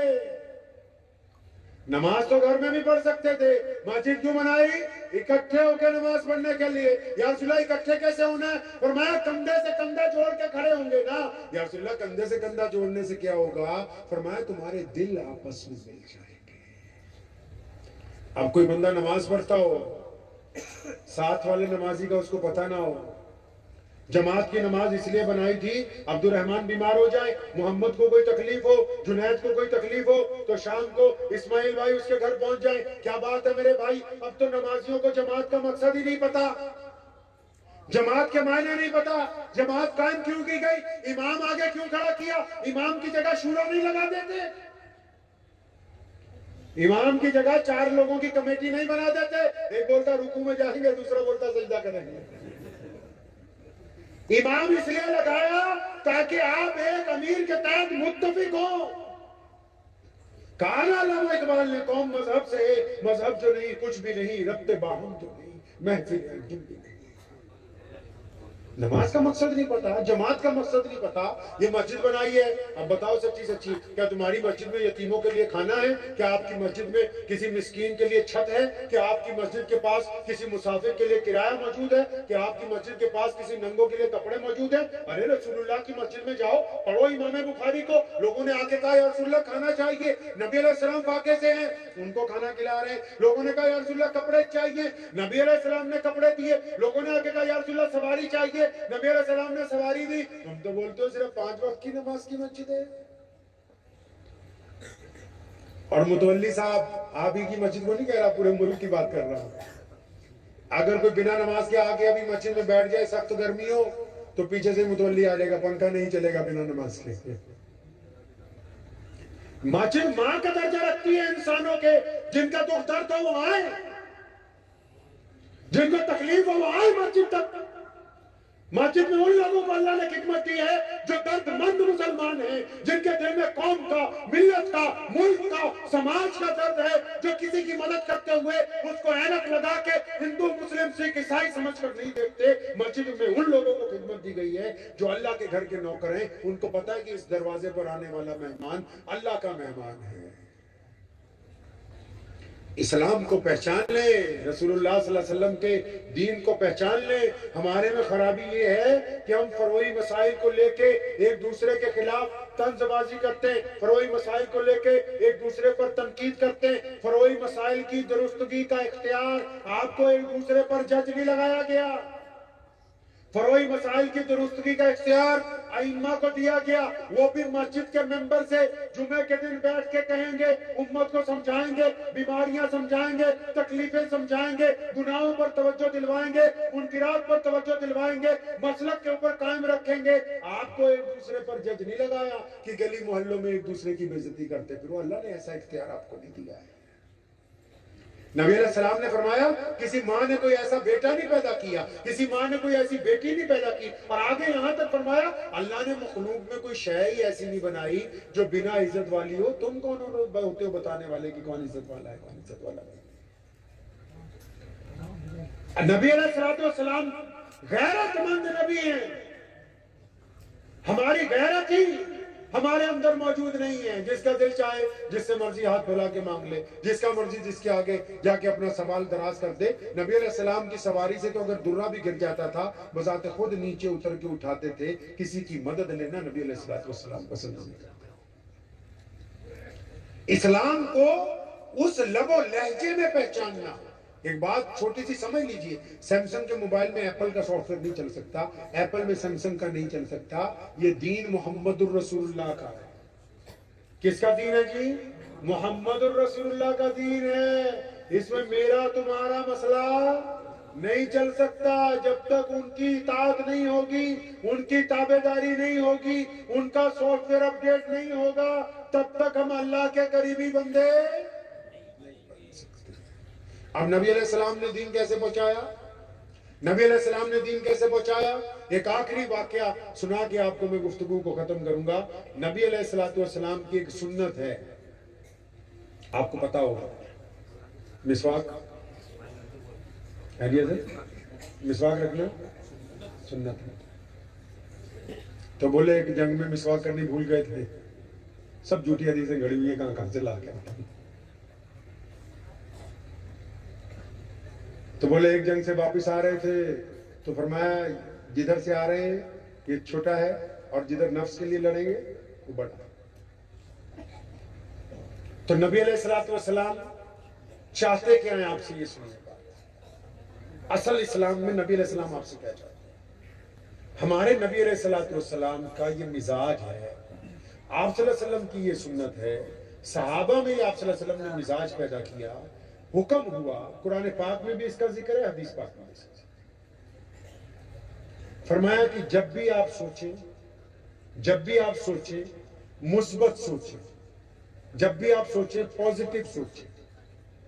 एक बंदे को कत्ल कर दिया ना जंग में, उसने कहा मैं मुसलमान हो गया हूं, फिर भी उसको मार दिया गया। अल्लाह ने कुरान पाक में भी फरमाया कि पहले तुम भी ऐसे ही थे, इसका दिल फाड़ के देखा है। सहाबा ने कहा या रसूलल्लाह फलां बंदे पे हमें शक है, नबी अलैहि सलाम नाराज हुए, फरमाया इसकी छाती फाड़ के देखिए। आप सल्लल्लाहु अलैहि वसल्लम कैसे सोचते थे? पॉजिटिव। कैसे सोचते थे? बोलो भाई, कैसे सोचते थे? पॉजिटिव। आप कैसे सोचते हो? अगर मौलवी ने अच्छे कपड़े पहने तो सोचते किसी की मुर्गी हलाल किया, अगर किसी ने बढ़िया कोठी बना ली, कोई बढ़िया गाड़ी ले आया तो सोचते यार हो सकता है कोई 2 नंबर का काम रखे। किसी का बच्चा अच्छा पढ़ लिख गया, नहीं ये तो बदतमीज है। आप कैसे सोचते हैं? ये जो नबी अलैहिस्सलाम का मिजाज है, अगर उम्मत से बातें करनी है तो रसूलुल्लाह सल्लल्लाहु अलैहि वसल्लम की बातें कीजिए। मसले मसाइल तो इन्होंने अपने पास से बहुत कर लिए हैं, फतवे तो ये सुबह शाम खुद ही दे रहे हैं। इनको ये बताएं कि रसूल सल्लल्लाहु अलैहि वसल्लम चाहते क्या है। ये पूरी कायनात में दीन इसलिए पहुंचा कि सैयदना बिलाल काले हैं, हबशी हैं और उनको बैतुल्लाह से निकाल दिया गया था। लेकिन जिस दिन मुसलमान हुए उनको सैयदना अबू बकर का भाई बनाया। अबू बकर शहजादे हैं, बादशाह हैं, अमीरुल मोमिनीन हैं, सबसे बड़े मुसलमान हैं, लेकिन दोनों एक ही थाली के अंदर खाते हैं। इस बात को समझ लीजिए। क्या भाई? कि ज़हनियत को पॉजिटिव रखना सुन्नत है। क्या रखना? पॉजिटिव। हमारे यहाँ रिवाज चल पड़ा भारत में, आप रोज सुनते हैं ना, फ्रांस में इतनी मस्जिदों की तामीर हुई, इंग्लैंड में आप लोग तो तेरे रिश्तेदार हैं माशाल्लाह, कि इतने इस्लामी सेंटर बनाए, मदरसा बनाया, और यहाँ क्या सुनते हो? जो बरेलवी देवबंदी आपस में एक दूसरे से मुनाजरा कर रहे हैं, फलां ने ये कर दिया। अल्लाह के बंदे, रसूलुल्लाह के दीन को पहचानिए, एक दूसरे के मसलक की बुराइयों का काम छोड़ दीजिए। हमारे यहाँ तो रवाज चल पड़ा, लोग जो हमारी बहरूपिये कई बड़े बड़े लीडर हैं वो हमें ही डराना चाहते। कोई बात होगी फौरन डराने वाला एक बयान आ जाएगा ताकि भाई मुसलमानों के अंदर डर बैठ जाए। और रसूलुल्लाह क्या चाहते हैं? रसूलुल्लाह क्या चाहते हैं? फरमाया मैं खुशखबरियां बांटने आया हूं, हम ना खुद डरेंगे ना किसी को डराएंगे। रसूलुल्लाह क्या चाहते हैं? रसूलुल्लाह कैसे सोचते हैं? अल्लाह ने क्या कहा? फरमाया मैं बंदे के गुमान के साथ हूं। रसूलुल्लाह क्या चाहते हैं? कि उम्मत का गुमान अच्छा हो जाए। कैसा हो जाए जी? अच्छा हो जाए। एक सहाबी है छोटे, अनस, आपने नाम सुना होगा, अनस रज़ियल्लाहु ताला अन्हु। छोटी उम्र में रसूलुल्लाह की खिदमत में आ गए। अब बिलाल और अबू हुरैरा तो मेन खादिमों में से, ये अनस भी साथ में लग गए।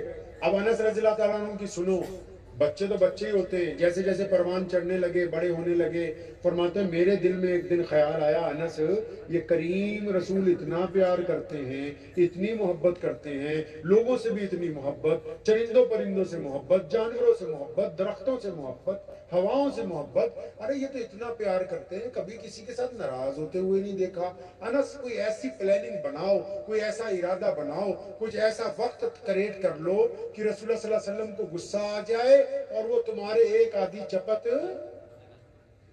तो फिर सारी दुनिया कहेगी कि हमसे रसूलुल्लाह प्यार करते थे, अकेला अनस कहेगा फख्र से कि मैंने रसूलुल्लाह की मार भी खाई है। फरमाया बस मेरा ये था, मुनफरिद बनना कोई बुरी बात नहीं है, कोई अपने आप को मुनफरिद रखना चाहे कोई बुरी बात नहीं है। फरमाया मैं चाहता था कि मैं इस नाम से पहचाना चाहूं, भाई अनस ने एक तो मुक्के भी खाए हैं, चपत खाई है अनस ने। प्लानिंग करता रहा तो कोई रसूल सल्लल्लाहु अलैहि वसल्लम नाराज ही नहीं होते, तो गुस्सा ही नहीं आता था, नबी अलैहि सलाम को गुस्सा नहीं आता था। तो फरमाते एक दिन अचानक ऐसा हुआ, आपको तो शायद पता नहीं होगा, रोजाना विदेश से रसूलुल्लाह से लोग मिलने आते थे। पता है ये बात? रोजाना बाहर के मुल्कों से नबी अलैहिस्सलाम को लोग मिलने जाते थे, रोज वफद आते थे अलग अलग मुल्कों से नबी अलैहिस्सलाम को मिलने के लिए।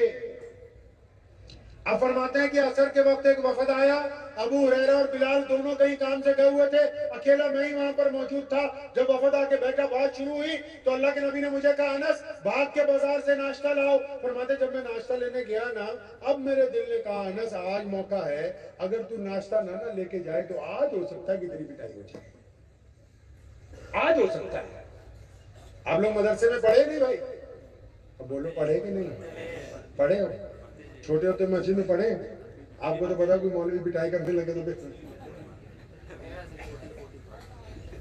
अब अनस फरमाते हैं कि मेरे दिल में ये जब बात आ गई तो मैंने सामान नहीं खरीदा, थैला वहीं रखा जमीन पे, एक दरख्त के नीचे बैठ गया और मैं उस लम्हे के इंतजार में हूं कि नबी अलैहिस्सलाम मुझे बुलवाएंगे, कोई पकड़ने के लिए आएगा, फिर एक आधी लगेगी कि मेहमान आए हुए थे बाहर से और तूने ये क्या कर दिया, इतनी देर लगा दी। फरमाते जब काफी वक्त गुजर गया, मैं उस रास्ते को देखता हूँ जिधर से मस्जिद नबी से जो रास्ता आता है, तो फरमाते मैंने क्या देखा, खुद प्यारे पैगंबर मोहम्मद रसूलुल्लाह खुद तशरीफ ला रहे, चेहरे पर परेशानी के आसार है। फरमाया मैं भी उठ के खड़ा हो गया, गिला भी अनस बात बन गई, आज तो बाजार में बिकना है तुम्हें। फरमाया नबी अलैहिस्सलाम ने जब मुझे देखा तेज तेज कदम उठाया, मैं भी रसूलुल्लाह की तरफ जब बढ़ा, फरमाया करीब आके ना नबी अलैहिस्सलाम ने पूरी ताकत के साथ मुझे अपनी छाती से लगा लिया और आप सल्लल्लाहु अलैहि वसल्लम की आंखों में आंसू हैं, सर पे हाथ फेरा।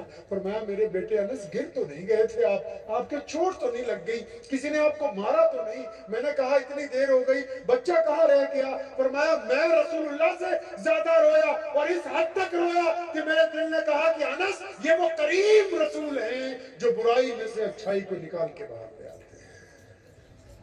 आप कैसे सोचते हैं? आप लोगों को डराते हैं, आप लोगों में दहशत डालते हैं, आप दूसरी कौमों के मुतालिक क्या गलत मैसेज करते हैं? आप कैसे सोचते हैं?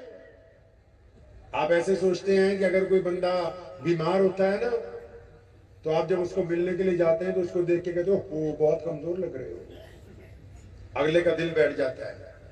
फिर अगली बात आप उसको ये कहते हो, ओहो मेरे ताया भी इसी बीमारी से मर गए थे।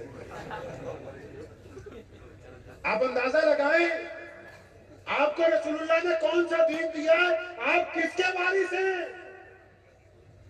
बिल्कुल बसात उल्टी की हुई है आपने। वो मदीना मुनव्वरा में बैठ के उम्मत को हुक्म देते हैं कि जो भी मेरा उम्मती सोचेगा पॉजिटिव सोचेगा। कैसे सोचेगा जी?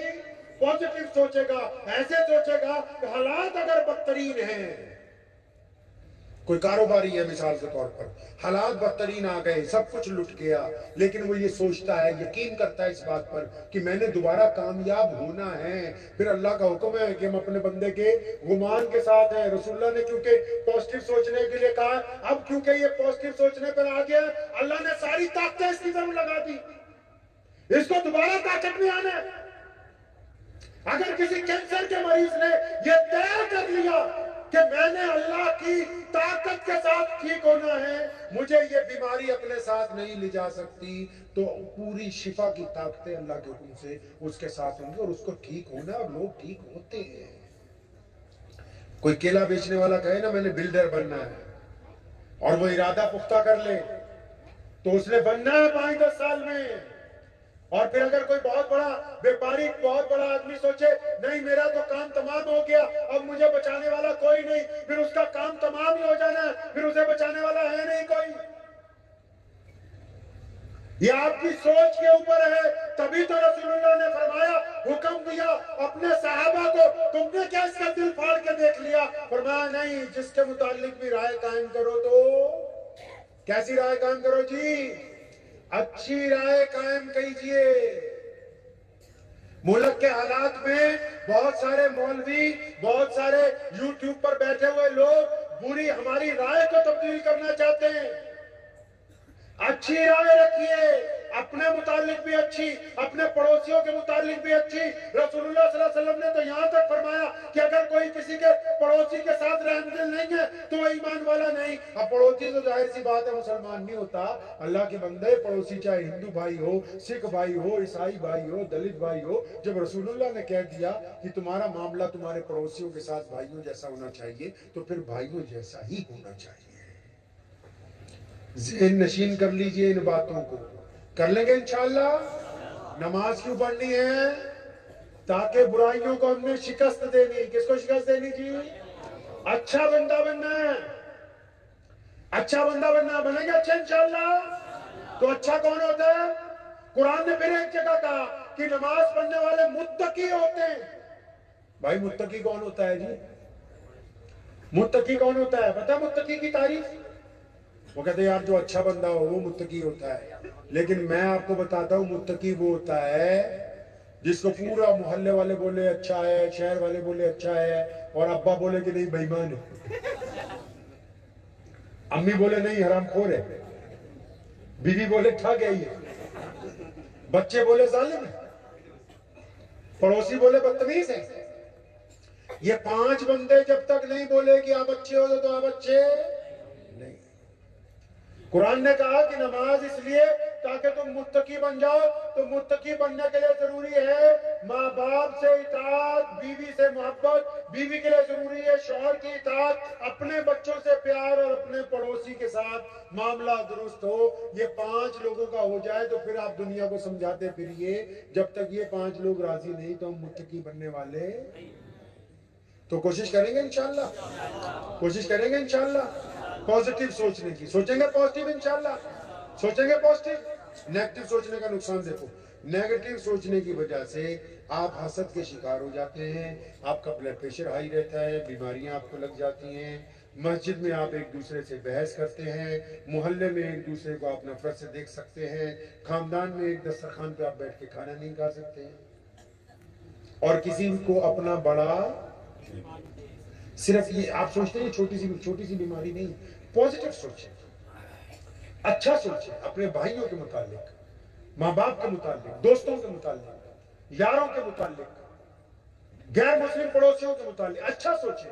अगर आप अच्छा सोचने की सलाहियत से महरूम हैं तो फिर आप आगे नहीं बढ़ सकते। तो अपनी ज़हनियत को मुस्बत करेंगे, करेंगे जी मुस्बत इंशाअल्लाह। ये रसूलुल्लाह की सुन्नत है। किसकी सुन्नत है जी? रसूलुल्लाह की सुन्नत है। और रसूलुल्लाह को पढ़ना है, सीरत को पढ़ना है, पढ़ेंगे इंशाअल्लाह। सीरत को खुद नहीं पढ़ सकते तो अपने उलमा से पढ़िए। मसाजिद में भी रवाज पैदा कीजिए कि हमने अपने नबी की सुबह देखनी है, शाम देखनी है, दोपहर देखनी है, उठना देखना है, बैठना देखना है, चलना देखना है, गुफ्तगू देखनी है। रसूलुल्लाह सल्लल्लाहु अलैहि वसल्लम को जितना पढ़ेंगे, अगर आपने रसूलुल्लाह को पढ़ लिया तो बस सारा कुरान भी समझ आ जाएगा, मसले मसाइल भी समझ में आ जाएंगे, इज्जत दुनिया में भी मिल जाएगी और करेंगे इंशाअल्लाह। दुआ कीजिए, वक्त भी बहुत ज्यादा हो गया कि अल्लाह तबारक व तआला इन बातों पर मुझे और आप सबको अमल की तौफीक अता फरमाए। व आखिरु दावाना अनिल हम्दुलिल्लाहि रब्बिल आलमीन। भाई सुकून रखें। दाहोद से आए हुए हमारे मेहमान फारूक भाई पाटुक फूल से हजरत का इस्तिकबाल करेंगे। मुझे उम्मीद है कि आपको ये वीडियो पसंद आई होगी। अगर पसंद आई हो तो ये आप अपने दोस्तों के साथ शेयर करें और इस चैनल को सब्सक्राइब जरूर करें।